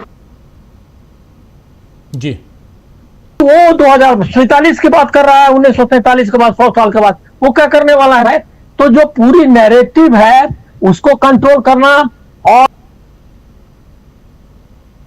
पैदल चलो, क्या कहते हैं, ये मत करो, तेल मत खाओ, घी मत ये करो, और वो सब। अब बाकी जो कंपनियां हैं, अमूल है, फला है, जो भी जो कि कलेक्टिव ये क्या कहते हैं लेबर से पैदा हुआ, जो हमने हासिल किया है सालों में, डिफेंस में, सब में रिसर्च। अब बताइए कौन सा रिसर्च कर रहा है ये? ना प्लास्टिक सर्जरी करवाएगा चरक के, वो क्या कहते हैं सुप्रीम संहिता के हिसाब से। तो ये जो है ये पूरा नैरेटिव को डैमेज कर दिया है, और वो बोल दिया। अभी देखिए आप लोग ध्यान नहीं देते, वो जो कैबिनेट मीटिंग हुई है, कैबिनेट मीटिंग की जो तस्वीर डाली, वो सब बैठा हुआ है जैसे कि कोई सेमिनार में बैठा हुआ रहता है ऑडियंस। मतलब कि कैबिनेट मिनिस्टर्स की कोई वक्त नहीं है, जबकि संवैधानिक तौर पर he is first among equals. मतलब प्रधानमंत्री, इंडिया में ब्रिटिश पार्लियामेंट्री सिस्टम फॉलो होता है, जिसमें कि प्रधानमंत्री सारे मिनिस्टर्स में से नंबर 1 मिनिस्टर है। ही इज नॉट बॉस, वो कोई प्रेसिडेंशियल रूल नहीं है हमारे यहाँ, और वो जो है डिसीजंस कलेक्टिव होंगे, और वहां कोई कलेक्टिव उसमें दिया। और आप हमारे अखबारों में देखिए कितना आप गोदी मीडिया बोले, और आपको ये कहते हैं गिल्ट महसूस हो रहा है। एकदम नहीं गिल्ट महसूस करिए, क्या का गिल्ट? वो लिख रहा है कि पीएम जो खूब, हम लोग उस अखबार में काम भी कर चुके हैं, इंडियन एक्सप्रेस का हेडलाइंस था address the cabinet minister, council of ministers. अरे एड्रेस में उसको चेयर करना है, और कैबिनेट की बैठक होगी, और जो कैबिनेट डिसाइड करेगा उसको मानना है, वो ओवर रूल भी नहीं कर सकता है। तो ये उस सबकी रिस्पॉन्सिबिलिटी है। वो सब खत्म कर दिया, पूरा सिस्टम को हाईजैक कर लिया, और उसके बाद अब जुडिशरी देख ही रहे हैं, मतलब कि पूरा देश एक कीर्तनिया पार्टी के रूप में चेंज हो रहा है, और जो है वो जो है भजन करने वाला वो पार्टी बनाना चाहते हैं। और आप वहां आसाम में आपने सुना है यूसीसी लगा रहा है। अरे यूसीसी आसाम में कितनी क्या क्या स्थिति है, क्या हालत है वहां के लोगों की, वो हेमंत बिस्वा डंके के चोट पर कर रहा है यूसीसी। और ये जो है शुभेंदु बोल रहा है कि 3 घुसपैठिया अभी टोटल पकड़ा है, और उस पर वो पूरा का पूरा मशीनरी लगाए हुए है। 3 ओनली कि ये वो मुर्शिदाबाद या कहाँ का डिटेंशन कैंप में एक जो बनाया है उसके लिए, और 3 के लिए पूरा मशीनरी, पूरा अखबार सब जो है लग गया है कि घुसपैठिया को पता करो। कौन सा कंट्री, एक नया मणिपुर बना रहा है वो, एकदम जो बॉर्डर स्टेट्स है ये सब है, इनके बारे में पता करिए कि इनका क्या प्लान है। क्योंकि आप मणिपुर को ये कर दिया, आसाम को, जो बॉर्डरिंग स्टेट्स हैं सबको डिस्टेबलाइज कर दिया, सबको डिवाइड कर दिया है, सबको। ये पूरा नेशनल सिक्योरिटी और इंडिया के फ्यूचर का सवाल है। और विपक्ष की पार्टियां यही कि सरकार गिर जाएगी, अरे सरकार गिर जाएगी तो आप बनी हुई कैसे है अब तक? अगर राहुल गांधी नहीं भी कहते तो भी लोगों को कहना चाहिए, अब नहीं अगर कहें तो और आगे बोलना चाहिए कि सरकार कल के बदले आज गिरनी चाहिए, क्योंकि सरकार को कोई मोरल राइट नहीं है रहने का। इज्जत बेइज्जत का तो छोड़ दीजिए, अमेरिका आकर के आपको बता रहा है कि आपकी क्या पॉलिसी है। आपके घर में आकर के, और आपकी हिम्मत नहीं, और आपका वो जो है वो आप एक लाइन लास्ट आपको बोलता हूं, ज्यादा टाइम ले लिया मैंने। अभी ये देखिए जयशंकर जो है शादी में जैसे जाता है वैसे वो जो ये में क्या कहते हैं मीटिंग इसकी थी जो कौन, अरे वहां जो एनेक्सी जो उसका बना एम्बेसी का जो ये बड़ा कुछ साथ में बना है, उसके प्रोग्राम में तो सब जगह पोज कर रहे थे, और पोज का जो है सो वीडियो सब देख रहा था मैं। ऐसा लग रहा था किसी शादी में जा रहे हैं, और उस शादी में अरे वो आप क्या जा रहे हैं, उसका दोस्त है मुनीर और क्या कहते हैं शहबाज, आप क्या दोस्ती करोगे, आप तो चमचे के रूप में वहां पदार्पण करते हो। तो कोई रहने नहीं दिया, ना मुल्क की इज्जत रह गई है और न मुल्क के लोगों का कोई भविष्य है। ऐसे में अगर विपक्ष जो है चुपचाप बैठ करके तमाशा देखता है तो उसको भी उतना ही ये देना चाहिए, मतलब आलोचना उसकी करनी चाहिए जितनी आलोचना इनकी करनी चाहिए। बिल्कुल बिल्कुल आप सही कह रहे हैं। विपक्ष को भी यहाँ पर, और विपक्ष में ना सिर्फ विपक्ष का मतलब सिर्फ कांग्रेस नहीं है, विपक्ष का मतलब ममता बनर्जी भी हैं, विपक्ष का मतलब जो है वो समाजवादी पार्टी भी है, विपक्ष का मतलब आरजेडी भी है। ऐसे तमाम विपक्षी दल उनको भी आगे आना चाहिए और इस पर बात होनी। जल्दी से स्वामी जी आपके पास आना चाहता हूँ, फिर अमलेंदु जी आपके पास आता हूँ। स्वामी जी, सवाल यहाँ पर 2-3 उठे हैं, उभर के आए हैं इकोनॉमी से रिलेटेड। क्या आपको लगता है कि हमारे देश की इकोनॉमिक हालत ऐसे ही आगे बढ़ती रहेगी? इकोनॉमी से रिलेटेड सवाल है, इसलिए पास जल्दी से आना चाहता हूं। क्या ऐसे ही हम चलेंगे? क्या ऐसे ही अब महंगाई रोज, आज सुबह सुबह उठिए तो 2 रुपये ये बढ़ गया जी, 90 पैसा वो बढ़ गया, गिरने का तो सवाल ही नहीं उठता। अभी कब तक ये देखते रहेंगे हम? राजीव जी, बहुत दिन चलेगा नहीं, और ये चल भी नहीं रहा है, वास्तविकता चल नहीं रहा है। जो पहले भी मैंने एक्सप्लेन किया था, आप नए लोन ले रहे हैं पुराने लोन को रिपे करने के लिए, आप नए लोन डेवलपमेंट के लिए नहीं ले रहे हैं, और हम ट्रैप में हैं, बहुत बुरे ट्रैप में हैं, और इससे निकलना अब असंभव है। जो प्रशांत जी कह रहे हैं ये तभी निकल सकते हैं जब आप लीडरशिप का फेस चेंज कर दें, वरना ये संभव है नहीं। देखिए, जो सबसे बड़ी पाप किया है इस सरकार ने, सबसे बड़ा पाप किया है जो सिद्धांत कि गरीबों के हाथ में आपने परचेजिंग पावर, अब जैसे वो कह रही हैं प्रवक्ता अपनी एक गोडी मीडिया की, इस आप 350 रुपये, अरे यार 350 रुपये महीने में तो वो जो डिस्क्रिशनरी चीज़ है वो खरीदता था, उसी से डबल रोटी खरीदता था, उसी से दूध खरीदता था, उसी से इंडस्ट्री चलती थी। अब वो अमीर आदमी की तनख्वाह बढ़ा दें, अडानी जी की तनख्वाह मान लीजिए 10,000 करोड़ पर डे कमाते हैं, वो 20,000 करोड़ अगर पर डे कमाने लगेंगे, क्या नई चीज़ खरीद लेंगे? वो खरीदेंगे क्या क्या? अगर उनके पास नई कैपिटल आ जाएगी तो वो इन्वेस्टमेंट करेंगे, नई इंडस्ट्री लगाएंगे। यहाँ हिंदुस्तान में उनको स्कोप नहीं दिखाई पड़ रहा, वो अमेरिका में जाकर लगा रहे हैं। वो तो पैसा उन्हें कहीं ना कहीं इन्वेस्ट करना है, क्योंकि वो शेयर होल्डर्स का पैसा है, उसको रिटर्न कमा के देना है। भाई असली इकोनॉमी को तो चलाता है गरीब आदमी, उसके हाथ से पैसा छीन रहे हैं आप। ये डॉक्टर मनमोहन सिंह और मोदी जी के ज़माने का एक बिल्कुल बहुत बड़ा डिफरेंस है हमारे देश के अंदर। ये अमेरिका यूरोप तो है नहीं, जहाँ पे गरीबों की संख्या कम है और अमीरों की संख्या ज़्यादा है। यहाँ पे गरीबों की संख्या 90% है जो 25,000 रुपये से कम कमाते हैं। अगर उनकी परचेजिंग पावर कम हो जाएगी, आपका इंडस्ट्रियलाइजेशन कैसे होगा? तभी तो देखिए, अब आप ये बताइए, कुछ लोग एक्सप्लेन कर रहे हैं, अरे साहब वो FI आए, FI चले गए, FI के पाए पैसे से क्या अंतर पड़ता है? भाई एक बात बताइए, अगर आपके पास पैसा है, आपको ये मान लीजिए 1 लाख करोड़ रुपए लगाना है राजीव जी, अब आप ये थोड़ी देखेंगे मैं भारतीय हूँ तो भारत में लगा दूंगा। अगर आपको लगेगा हांगकांग में लगाना ठीक है, वियतनाम में लगाना ठीक है, ताइवान में लगाना ठीक है, चीन में लगाना ठीक है, आपको तो रिटर्न ऑन इन्वेस्टमेंट चाहिए ना, आपको तो अपना पैसा कमाना है ना। जहाँ जिस देश के अंदर, तो वो अगर यहाँ पे 3-4 लाख करोड़ रुपए 3-4 साल के अंदर उन्होंने निकाल लिया है, इसका माने हमारी इकोनॉमी पे उनको विश्वास नहीं है। हमारे देश के लोग बाहर जाके पैसा लगा रहे हैं। आप नए नए लोन जो ले रहे हैं, अब आप ये बताइए राजीव जी, एक छोटा सा लास्ट एग्जाम्पल मैं आपको देता हूँ। आपके महीने की तनख्वाह 1 लाख रुपए है, 80,000 रुपये आप खर्च करते हैं, ठीक है, 20,000 रुपये महीने बच रहे हैं। अब आप 5 करोड़ का लोन ले लें और आपकी इनकम 1 ही लाख रुपए रहे, आप क्या डेट ट्रैप में नहीं है क्या? जो उसका प्रिंसिपल इंटरेस्ट है वो कैसे वापस करेंगे? वही भारत के साथ स्थिति है। भाई सीधी सी बात है, आपकी जीडीपी ग्रोथ जो है वो डॉक्टर मनमोहन सिंह की एवरेज जीडीपी ग्रोथ से कम है या नहीं? आपके लोन तो हो गए 5 गुने, जो 52 लाख करोड़ के लोन थे वो 220 लाख करोड़ के हो गए, 5 गुने बढ़ गए। जीडीपी आपकी कम हो गई। तो अगर आपकी इनकम कम हो गई और लोन बढ़ गए तो आप ट्रैप में हैं। और सीधी सी बात है, ये इतने बुरे ट्रैप में हैं, और उसमें जैसे होता है ना कि एक तो करेला ऊपर से नीम चढ़ा, उसके बाद आप जो परचेजिंग करना, अगर मैं प्राइम मिनिस्टर होता है, फॉरेन मिनिस्टर होता, मैं ये कहता 10,000 करोड़ अडानी देंगे, 10,000 करोड़ अंबानी देंगे, सब बड़े बड़े कैपिटलिस्टों के नाम दे देता, ये 20-20 हजार करोड़ चक्कर में डालेंगे और गरीबों को मैं 5-5 हजार रुपए पर मंथ एक्स्ट्रा दूंगा जब तक ये क्राइसिस चल रही है। विदेश में हर जगह हुआ। जब कोविड आया था, अमेरिका ने $1,500 पर मंथ हर सिटीजन को दिया था, जिससे आप घर बैठे अपने खर्चे को चला सकें, क्योंकि अगर खर्चा बंद हो जाएगा तो इकॉनमी ठप हो जाएगी।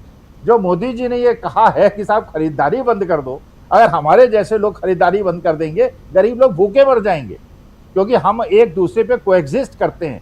अगर हम खोपचे पे खड़े होकर खाना नहीं खाएंगे, डोसा नहीं खाएंगे, हम मेड्स को निकाल देंगे, अगर हम बाहर नहीं निकलेंगे तो टैक्सी टेम्पो वाले कैसे चलेंगे, पूरी इकोनॉमी ठप हो जाएगी। वी एग्जिस्ट, हम एक दूसरे पे एग्जिस्ट करते हैं, एक हमारा अपना इकोसिस्टम है जिसमें हम एग्जिस्ट करते हैं। परचेजिंग बंद कर दीजिए, 1 करोड़ सुनार जो है उनके मजदूर जो है वो बेकार हो गए, 1 करोड़ लोग जाएंगे अपना कलकत्ता, वो शुभेंदु अधिकारी की सरकार में काम करेंगे।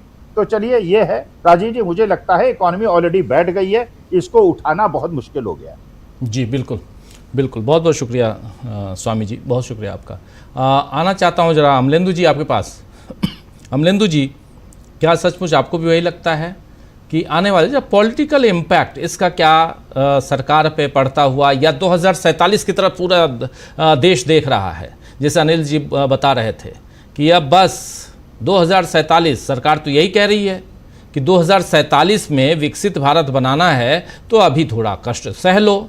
तो देश क्या पूरा 2047 पे बिल्कुल अब विकसित भारत बना के ही मानेंगे, भले आप फटेहाल हो जाओ?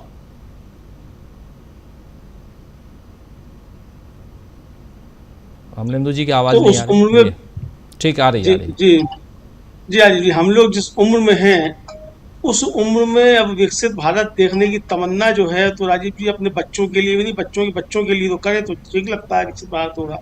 तो हम भी कष्ट में रहें, हमारे बच्चे भी कष्ट में रहें, इसका मतलब मोदी जी यही चाहते हैं। यानी मोदी जी ये चाहते हैं राजीव जी कि इस देश की लगभग 80% आबादी जो है वो 2047 तक कष्ट में रहे और मोदी जी मौज करें, मेलोडी खिलाए बाहर जाकर। तो भाई ये कैसा कैसा ज्ञान जो है मोदी जी बांट रहे हैं राजीव जी, ये तो एंटायर पॉलिटिकल साइंस में ही पढ़ाया जा सकता है इस तरीके का। सामान्य राजीव जी अर्थशास्त्र में तो इस तरीके का सिद्धांत नहीं पढ़ाया जा सकता। ये एंटायर पॉलिटिकल साइंस का कोई फॉर्मूला है, वो मोदी जी देश को देना चाहते हैं राजीव जी। अब मेलोडी का आपने नाम लिया, मैं माफी चाहूंगा, थोड़ा सा रोकना चाहता हूं। मेलोडी का नाम ले लिया आपने, तो अभी इसके बाद, इस कार्यक्रम के बाद उसी नॉर्वे, पहले मेलोडी, तो खैर मेलोडी की बात हो रही है तो इटली पहुंचना होगा, लेकिन इटली से पहले नरेंद्र मोदी जी नॉर्वे गए थे। नॉर्वे की एक पत्रकार ने नरेंद्र मोदी से बोला कि आप फ्रीडम में, पत्रकारिता यानी जो प्रेस फ्रीडम है उसमें नंबर 1 कंट्री नॉर्वे है, हम तो 197वें नंबर पे हैं। लेकिन उसने कहा कि कम से कम कुछ सवालों का जवाब तो देते जाइए मोदी जी। और उसके बाद वो काफ़ी वायरल हुई हैं, आप लोग सुने होंगे, नाम है हेली लिंच। हेली लिंच का इंटरव्यू ठीक इसके बाद देखिए, प्रशांत टंडन जी ने इंटरव्यू लिया है, इसके ठीक बाद आप देखेंगे इस कार्यक्रम के बाद। ज़रा एक छोटी सी वानगी आप हेली लिंच की दिखाना चाहता हूँ और फिर आता हूँ आपके पास अमलेंदु जी, देखिए ज़रा। Prime Minister Modi, why don't you take some questions from the freest press in the world? Modi doesn't like to do those types of statements in English, so he did not. But at the end, they shook hands, and that's when I decided to raise my voice and try to get a question. And in this time, it was questions about the questions, because there's a lack of questions. So there you I was trying to open the room for the thought that maybe there should be questions here from one of the most, and some answers from one of the most powerful men in the world. Mr. Modi, do you deserve the trust of our rett med pressefrihet nummer 1 i verden? Det står vi ved. I had that whole many days, and I decided to go for press freedom because it's not like I never read of India before. Like, I read New York Times and I read other international newspapers, and they write about India and they write about, in general, Asian countries. But it's not like I don't wake up every day and read about what's going on in India, you know? So then I decided to zoom in on press freedom, and I knew that तो ये पूरा interview आप देखिए ठीक इस कार्यक्रम के बाद, और सबटाइटल नीचे हिंदी में रहेगा अगर जो इंग्लिश ठीक से नहीं समझ पाते हैं उनके लिए। और बहुत ही शानदार इंटरव्यू प्रशांत जी ने बातचीत की है हेली लिंच से। हेली लिंच ने साफ साफ बोला था, प्रधानमंत्री नरेंद्र मोदी जी आप कुछ सवाल हम जैसे जो प्रेस फ्रीडम में नंबर 1 कंट्री है नॉर्वे के पत्रकारों का सवालों का जवाब तो दे दीजिए। लेकिन नरेंद्र मोदी बिल्कुल वहाँ से निकल गए। इसके बाद काफ़ी वायरल हुई हेली लिंच। और चूँकि अभी अमलेंदु जी मेलोडी की बात कर रहे थे तो वहीं से फिर नरेंद्र मोदी मेलोडी लेते हुए मेलोनी के पास पहुँचे थे। और अब मेलोडी जो है वो उसकी बिक्री तो हिंदुस्तान में बढ़ ही गई। और अभी पिछले दिनों आपने देखा होगा कि हिंदुस्तान के तमाम अखबारों में फ्रंट पेज पर मेलोडी चॉकलेट का ऐड भी आपने देखा होगा। देखिए, एक बात तो मानना होगा अमलेंदु जी की प्रधानमंत्री बहुत अच्छे सेल्समैन हैं और वो बेचते हैं, अच्छा बेच दिया उन्होंने चॉकलेट को। तो इसलिए आप अब अपनी बात आगे बढ़ाइए। और ये बहुत इम्पॉर्टेंट है, इस जो इंटरव्यू है उस इंटरव्यू को देखना, उससे समझ में आएगा कि हमारे देश के बारे में बाहर के लोग, बाहर के जर्नलिस्ट क्या, और बहुत ही आज़ाद स्वतंत्र जर्नलिस्ट क्या कहते हैं इस देश के बारे में। और इसलिए उस कार्यक्रम को ज़रूर देखिए, उस इंटरव्यू को ज़रूर देखिए। अमलेंदु जी। बिल्कुल राजीव जी, आपने सही कहा कि मोदी जी बहुत अच्छे सेल्समैन हैं और देश भी अच्छे से बेच रहे हैं। इतना अच्छा सेल्समैन राजीव जी भारत को नहीं मिलेगा जिसने 12 वर्षों में पूरा देश बेच दिया, और जो कुछ बचा है वो आगे आने वाले समय में बेच के चला जाएगा। राहुल गांधी 1 साल कह रहे हैं, 1 साल तो राजीव जी बहुत लंबा है, उससे पहले ही देश बिक जाएगा। सरकार जाने आने की बात छोड़ दीजिए, देश पूरा बिक जाएगा। और ये उसी रास्ते पर बढ़ते हुए दिखाई पड़ रहे हैं। और जो कहा था उन्होंने कि देश नहीं बिकने दूंगा, देश नहीं झुकने दूंगा, देश झुका भी दिया है, देश बेच भी दिया है। और राजीव जी, सीधी सीधी बात यह है कि नरेंद्र मोदी की सरकार पूरी जो है वो 12 वर्षों से एक सूत्री कार्यक्रम में लगी हुई है। वो एक सूत्री कार्यक्रम है देश बेचो अभियान, और उसी पे लगे हुए हैं। जनादेश का मतलब ये नहीं है कि आपको देश बेचने का जो है सर्टिफिकेट मिल गया और आपको देश बेचने का जनादेश मिल गया। देश बेचने का जनादेश आपको नहीं मिला है, लेकिन राजीव जी देश बेचने के काम पे ही लगे हुए हैं। दूसरी बात राजीव जी, अर्थव्यवस्था को लेकर हम लोग बहुत ज़्यादा चिंतित हो रहे हैं। हमारे सभी पैनलिस्ट साथी बहुत चिंतित हैं कि अर्थव्यवस्था कहाँ जा रही है और कैसे सुधरेगी और कैसे क्या होगा। मोदी जी से देश नहीं समझ रहा, बिल्कुल नहीं। मोदी जी जानते हैं, मोदी जी ने को जो मतलब जो संचालित कर रहा है, जो भी गिरोह है या जो भी समझिए उनके पीछे लोग हैं या जो भी उनकी जो टीम है, जो भी आप कह लीजिए, वो सब राजीव जी जानते हैं कि इस देश को बर्बाद कैसे करना है। और ये उनका एक बात एजेंडा है कि देश को बर्बाद कैसे किया जाए, अर्थव्यवस्था बर्बाद कैसे की जाए। तो सब काम जो किए जा रहे हैं वो ये सोच समझ कर किए जा रहे हैं कि देश को बर्बाद कैसे करना है। जब तक ये देश बर्बाद नहीं होगा, जब तक यहाँ राजीव जी मुफ्त का मजदूर नहीं मिलेगा, तब तक राष्ट्रीय सेठ की तरक्की कैसे होगी। तो राष्ट्रीय सेठों की तरक्की हो तो इसके लिए जरूरी है कि भारत के अंदर लगभग 80 करोड़ मुफ्त के मजदूर मिलें, जिनको बंधुआ मजदूरी की तरीके से काम कराया जा सके। तो उसी के लिए सारी जो है राजीव जी आर्थिक नीतियां बनाई जा रही हैं। 2047 तो बहुत लंबी बात है राजीव जी, उससे पहले देश आप देखिए किस स्थिति में पहुंचेगा। ये मोदी जी उसी तरफ देश को ले आ रहे हैं, देश को बंधुआ मजदूर बनाने की स्थिति में ले आ रहे हैं। मैंने सुबह भी कहा था राजीव जी कि मैकाले जो आया था, तो मैकाले ने तो बनाए थे यहाँ की, चलो उसको अपना शासन प्रशासन चलाना था यहीं के लोगों से, तो उसने काले अंग्रेज पैदा किए, व्हाइट कॉलर क्लर्क पैदा किए। लेकिन ये सरकार जो आई है, आरएसएस की सरकार जो है राजीव जी, ये आरएसएस की सरकार जो है ये पूरी की पूरी शिक्षा व्यवस्था को इसीलिए तहस नहस कर रही है ताकि राष्ट्रीय सेठ के लिए सस्ते मजदूर पैदा किए जा सकें और उनसे बंधुआ मजदूरी कराई जा सके। तो ये राजीव जी एक सोची समझी रणनीति, सोची समझी अर्थव्यवस्था को तबाह करने की नीतियां हैं, उसके तहत है।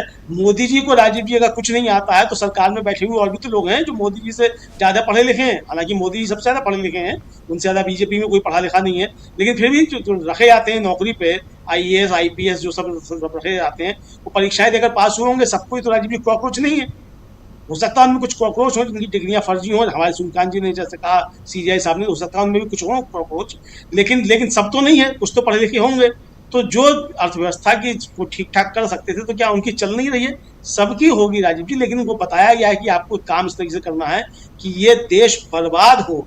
तो एक सूत्री कार्यक्रम से राजीव जी ये चला जा रहा है कि किसी भी तरीके से देश बर्बाद हो, और मोदी जी जो हैं इस पुण्य काम को करके जाएंगे, देश का बंटाझार करके जाएंगे, उससे पहले आसानी से पिंड छोड़ने वाले नहीं, झोला लेके जाएंगे। हाँ, झोला लेके जाएंगे, बिल्कुल झोला झोला लेके जाएंगे। बोले थे, जरा सुन लीजिए उनकी जुबानी सुन लीजिए, सुनिए। ज्यादा से ज्यादा ये मेरा क्या कर लेंगे भाई? नहीं बताइए क्या कर लेंगे? अरे हम तो फकीर आदमी हैं, झोला लेके चल पड़ेंगे जी। चलिए, फकीर आदमी है, झोला लेके चल पड़ेंगे जी। ये राजीव जी, ये तो फकीर हो या ना हो, मगर देश को फकीर जरूर बना जाएंगे, इतना पक्का है। झोला में भर के जाएंगे जी। अब थोड़ा सुधारना होगा कि झोला में भर के जाएंगे जी। प्रशांत जी, आपके पास जल्दी से, फिर मुकेश जी क्लोजिंग के लिए आता हूँ। अनिल जी शायद जा चुके हैं, ऐसा लग रहा है। प्रशांत जी,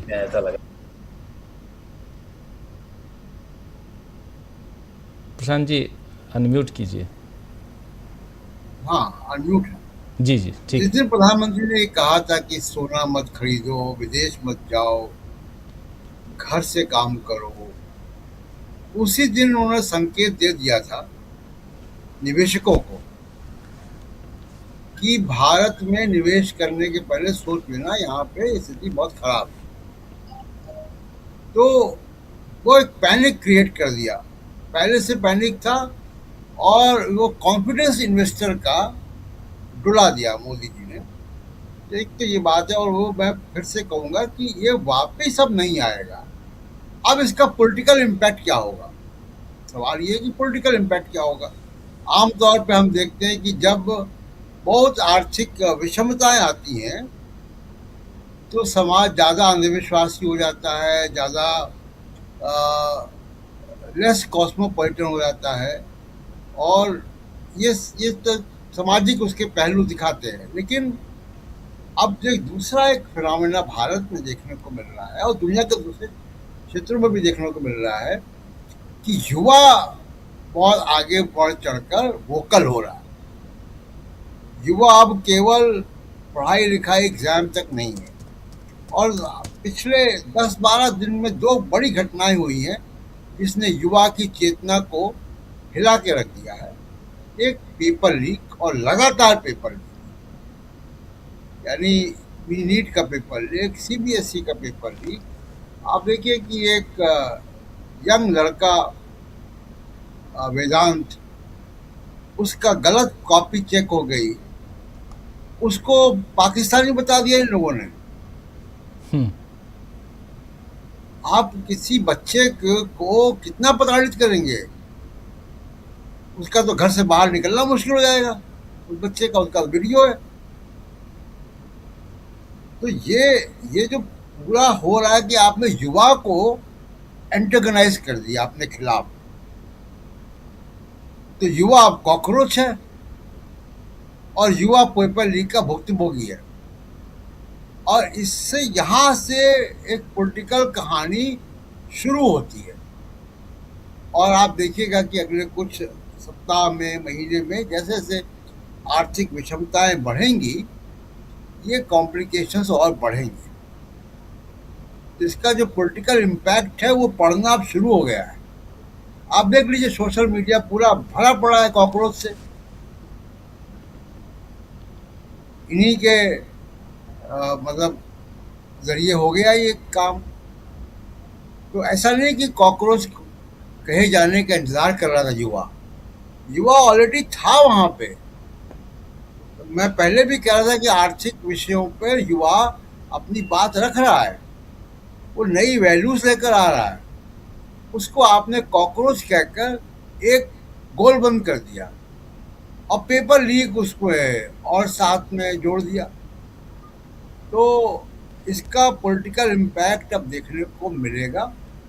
आर्थिक स्थिति वापस पटरी पे आना बहुत मुश्किल है, तो मोदी जी प्रधानमंत्री इस देश के। जी, बिल्कुल। मुकेश जी, क्लोजिंग।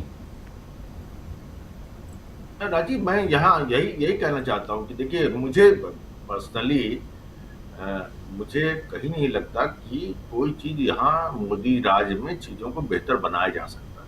वजह साफ है, आप कैसे बेहतर बनाएंगे, किसी भी चीज को कैसे बेहतर बनाएंगे। मान लीजिए एक विद्यार्थी है, क्या उसको परीक्षा के नतीजों का, परीक्षा के परिणाम का डर होना चाहिए या नहीं होना चाहिए? क्या उसके अंदर ये हो कि भैया मैं नहीं पढ़ूंगा, नहीं अच्छे से एग्जाम दूंगा तो मेरे नंबर अच्छे नहीं आएंगे और उसके ये कॉम्प्लिकेशंस। यहाँ पर मौजूदा सत्ता तंत्र को किसी चीज का डर नहीं। जब वो ताली थाली बजवाने की बात करते थे तब से लेकर के और आज की तारीख, उससे पहले तो कुछ भी सब कुछ हमारे सामने है, और आज की तारीख में कह रहे हैं इन चीजों का खपत कम कर दो, इन चीजों का हम दाम बढ़ा देते हैं। जितनी ऊटपटांग चीजें हो सकती है सब की जा रही है, और एक पैसे का डर नहीं। डर कैसे होगा भाई, जब चुनाव में आप 27 लाख और 91 लाख लोगों को जो है वो तड़ी पार के बिल्कुल निकाल बाहर करके चुनाव इलेक्शन कमीशन के साथ मिल करके वो आपका बिल्कुल टीम बी टीम ए बन करके आपके साथ चुनाव लड़ेंगे, आप चुनाव ही लूट लेंगे। और बोल गए अनिल जी कि साहब विपक्षी पार्टियों से हम जरूरत से ज्यादा कुछ ऐसा एक्सपेक्ट कर रहे हैं कि जैसे वो आग लगा देंगे आसमान में। ऐसा कुछ नहीं है। विपक्षी पार्टियां आइसोलेशन में कभी नहीं चलती, ये हम लोगों की गलतफहमी है। कोई भी व्यक्ति जो विपक्ष में कसूर ढूंढ रहा है वो ये भूल रहा है कि पत्थर पे दूब नहीं उगा करती। ऐसा माहौल बना दिया गया है कि चारों तरफ से, आप फर्ज कीजिए आप ही विपक्ष के नेता हो, फर्ज कीजिए आप ही राहुल गांधी हो, कार्यकर्ता कोई पेट भर्ती कर्मचारी होते हैं क्या? उनको लड़ना किससे है? जिनको तनख्वाह मिल रही है स्टेट से, पुलिस से लड़ना है सड़क पे जाकर के। इसलिए ये कोई लेवल प्लेइंग फील्ड जैसी चीज नहीं भाई। अगर आप किसी को डेमोक्रेटिक तरीके से प्रोटेस्ट नहीं करने देंगे, उसके बाद वो सड़क पे उतरे, वो अपोजिशन का कार्यकर्ता है, वो अपने आप को पिटवाए, लाठी खाए, गाली खाए, जेल जाए, अरेस्ट हो, ये सब कुछ हो तो रहा है। इम्पैक्ट कहाँ है? मैं ये पूछ रहा हूँ, इम्पैक्ट कहाँ है? कोई क्यों नहीं बता पा रहा है कि इम्पैक्ट यहाँ दिख रहा है साहब, वहां दिख रहा है। आपको देखिए थोड़ा सा वो टेलीस्कोप लगा के देखिए, थोड़ा ज्यादा दिखेगा, बड़ा दिखेगा। असली बात हुआ है क्या? प्रोटेस्ट नहीं हुआ था यहाँ पर प्रगति मैदान में जो यूथ कांग्रेस के लड़कों ने प्रोटेस्ट किया था, क्या वो प्रोटेस्ट नहीं था? किस तरीके से निपटी है सरकार उससे? कि सरकार जिस ढंग से आतताई तरीके से निपट रही है, जिस ढंग से ये अपने जिन लोगों की ये सरकार है, सच पूछे तो उन पूंजीपतियों धन्ना सेठों की 2-4-6 की सरकार है, उनके लिए लूट करके घर भरने का काम ये कर रही है। ये एक इकोनॉमिक मॉडल है। पूंजीपति संप्रदाय डेमोक्रेटिक सिस्टम में एक ऐसे स्ट्रक्चर को, पॉलिटिकल पार्टी को सपोर्ट करता है, धुआंधार उनको पैसा देता है। जब वो इत्तेफाकन सत्ता में आ जाते हैं, जिसको बहुत दिनों से आरएसएस को सींचा जा रहा था, अब एक स्थिति ऐसी आ गए वो सत्ता में आने के बाद वो किसके हित के लिए काम करेंगे? वो उनके लिए हित में काम करेंगे। सारे के सारे इंस्टीट्यूशंस को वैसे बेंट करेंगे जैसे कि जिससे कि उनके जो पॉलिटिकल मास्टर है ना, पॉलिटिकल आका, उनको फायदा हो रहा है। उनको फायदे में कहां दिक्कत है? असली बात ये है।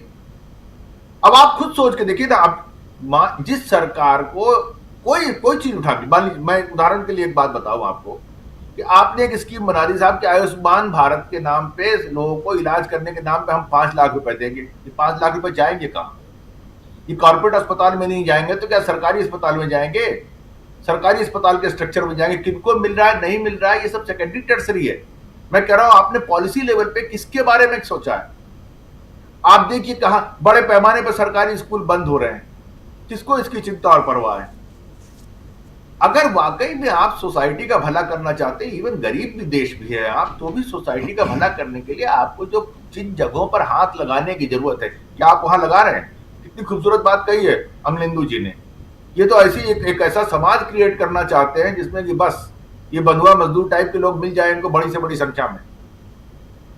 वक्त लगेगा हो सकता है उसमें, लेकिन डायरेक्शन तो वही है। और क्या है, क्या कहां से, मैं तो फिर वही बात दोहराता हूं, प्रशांत हो और भी पैनलिस्ट हमारे थे, वो बताए ना कि कैसे आप जो है वो अपोजिशन से हम क्या उम्मीद कर सकते हैं, कहां से वो क्या करें बताइए। आप अपोजिशन पार्टी है, हरियाणा में क्या किया गया, कैसे चुनाव लूट लिया गया, बंगाल में अभी कैसे चुनाव लूट लिया गया, कहां से शुरू करें भाई? अपोजिशन पार्टियां क्या कर लेंगी? जहां बदकिस्मती है कि किसी वजह से दक्षिण भारत के राज्यों में नहीं लूट कर पाए वैसी जैसी इनको अपेक्षा थी या जरूरत थी। ये तो दुर्भाग्य है। इतने माइटियर प्रधानमंत्री का और उनके साथ में जितने गुर्गे हैं और चुनाव आयोग और उससे भी बड़ा माइटियर आदमी, पता नहीं क्यों वहां नहीं कर पाए, क्यों वहां से जो है वो उल्टे पांव लौट के आ गए, क्या दिक्कत आ गई? ये भी एक मिस्ट्री है। उन राज्यों में क्यों नहीं कर पाए? या टारगेट ही नहीं था कि फिलहाल उसको छोड़ देते हैं, ये हो सकता है, ये संभव है कि फिलहाल उसको छोड़ देते हैं, पहले बंगाल पे कब्जा करो। हो गया, बंगाल पे भी कब्जा हो गया, उड़ीसा पे भी कब्जा हो गया, सब पे कब्जा हो ही चुका है, असम पे हो। कहने का मतलब यह है कि कुल मिलाकर के इनका मोटिव क्या है। अभी हम में से कोई भी आदमी कह सकता है कि पंजाब में जो चुनाव होने वाला है उसमें बीजेपी सरकार नहीं बना रही होगी, वहां जो इनका ट्रैक रिकॉर्ड है, इतनी बढ़िया 6-7 इंजन की सरकारें चलाते हैं हर जगह, हमारे आपके सामने है, देख लीजिए। 2 engine, double engine, triple engine, 4 engine, हम तो कहते हैं 6-7 इंजन हो हर सरकार में इनके, कहां नहीं है। इतना बढ़िया राज चल रहा है, इतना बढ़िया शासन चल रहा है। तेल वेल का दाम तो ऐसे खुशी पटाखे जैसे छुड़ाए जाते हैं शादी वादी के जश्न में, वैसे ही दाम वाम बढ़ा दो यार, लोग थोड़ा सा मजे ले। यही सब हो रहा है इस समय, मजे लिए जा रहे हैं। उधर हमारा गोदी मीडिया है, वो इनके मजे में और मजे का मजा दे रहा है। कुल मिलाकर के जो माहौल बना दिया गया है, जहां यहाँ सेंस ऑफ अकाउंटेबिलिटी कहीं दिख ही नहीं रही है। ठीक कह रहे हैं प्रसाद भाई, जिस देश का प्रधानमंत्री कहेगा कि आप खपत घटाओ, स्वामी जी बोल के चले गए, आप अगर खपत घटाने की बात करोगे, इसका मतलब क्या है? इसका मतलब आप इन्वेस्टर को क्या मैसेज दे रहे हो? किसके समझ में नहीं आएगी ये बात? उसके समझ में नहीं आएगी जो बस जो है वो फोकट में जाकर के मस्जिद के सामने हनुमान चालीसा का पाठ करना चाहता है। बहुत बढ़िया, वही आबादी बढ़ रही है देश की जी। और कुल मिला के हमारे सामने क्या दिख रहा है? बिल्कुल, मैं तो चाहता हूं कि साला कुछ पॉजिटिव सोचूं, कुछ करूं ऐसा कि भैया कुछ दिखे मुझे। कहां से लाऊं वो लेंस, वो चश्मा कहां से लाऊं? कैसे देखो कि नहीं भाई ये चीजें ये सरकार कर रही है, इसका दूरगामी असर होगा, इससे फायदा होगा। अभी देखिए ना, बात हुई आज हमारी न्यूज पॉइंट की चर्चा में 2047 की। अब 2047 की बात में क्या सब्सटेंस है, क्या तथ्य है, क्या तर्क है, सिवाय जुमलेबाजी के, सिवाय नैरेटिव के और कुछ है? 2026 में बैठे 47 की बात हो रही, 21 साल बाद की बात हो रही। सोचिए जरा सा, सिवाय जुमलेबाजी के और कुछ है? जी राजीव। जी बिल्कुल बिल्कुल। समय खत्म हो चुका है, लेकिन इसके तुरंत बाद, अभी इस कार्यक्रम के तुरंत बाद आप देखिए हेली लिंच के साथ एक शानदार इंटरव्यू प्रशांत जी ने इंटरव्यू लिया है, और देश और विदेश में भारत के बारे में क्या राय है, भारत की पूरी जो राजनीति है और यहाँ की पत्रकारिता, मीडिया, उस पर क्या राय है हेली लिंच का, वो आप देखिए। इस कार्यक्रम को यहीं समाप्त करने की इजाज़त चाहता हूँ। बहुत बहुत शुक्रिया मुकेश जी, बहुत शुक्रिया प्रशांत जी, बहुत बहुत शुक्रिया अमलेंदु जी, साथ में जुड़े थे अनिल सिन्हा जी और प्रोफेसर अखिल स्वामी जी, आप सबका भी शुक्रिया। शुक्रिया दोस्तों आप सबका भी। और तुरंत लिए चलते हैं आप लोगों को सीधे हेली लिंच के इंटरव्यू के लिए, और जुड़े रहिए, देखते रहिए DV लाइव। नमस्कार, गुड नाइट, शुभ रात्रि, शब ब खैर।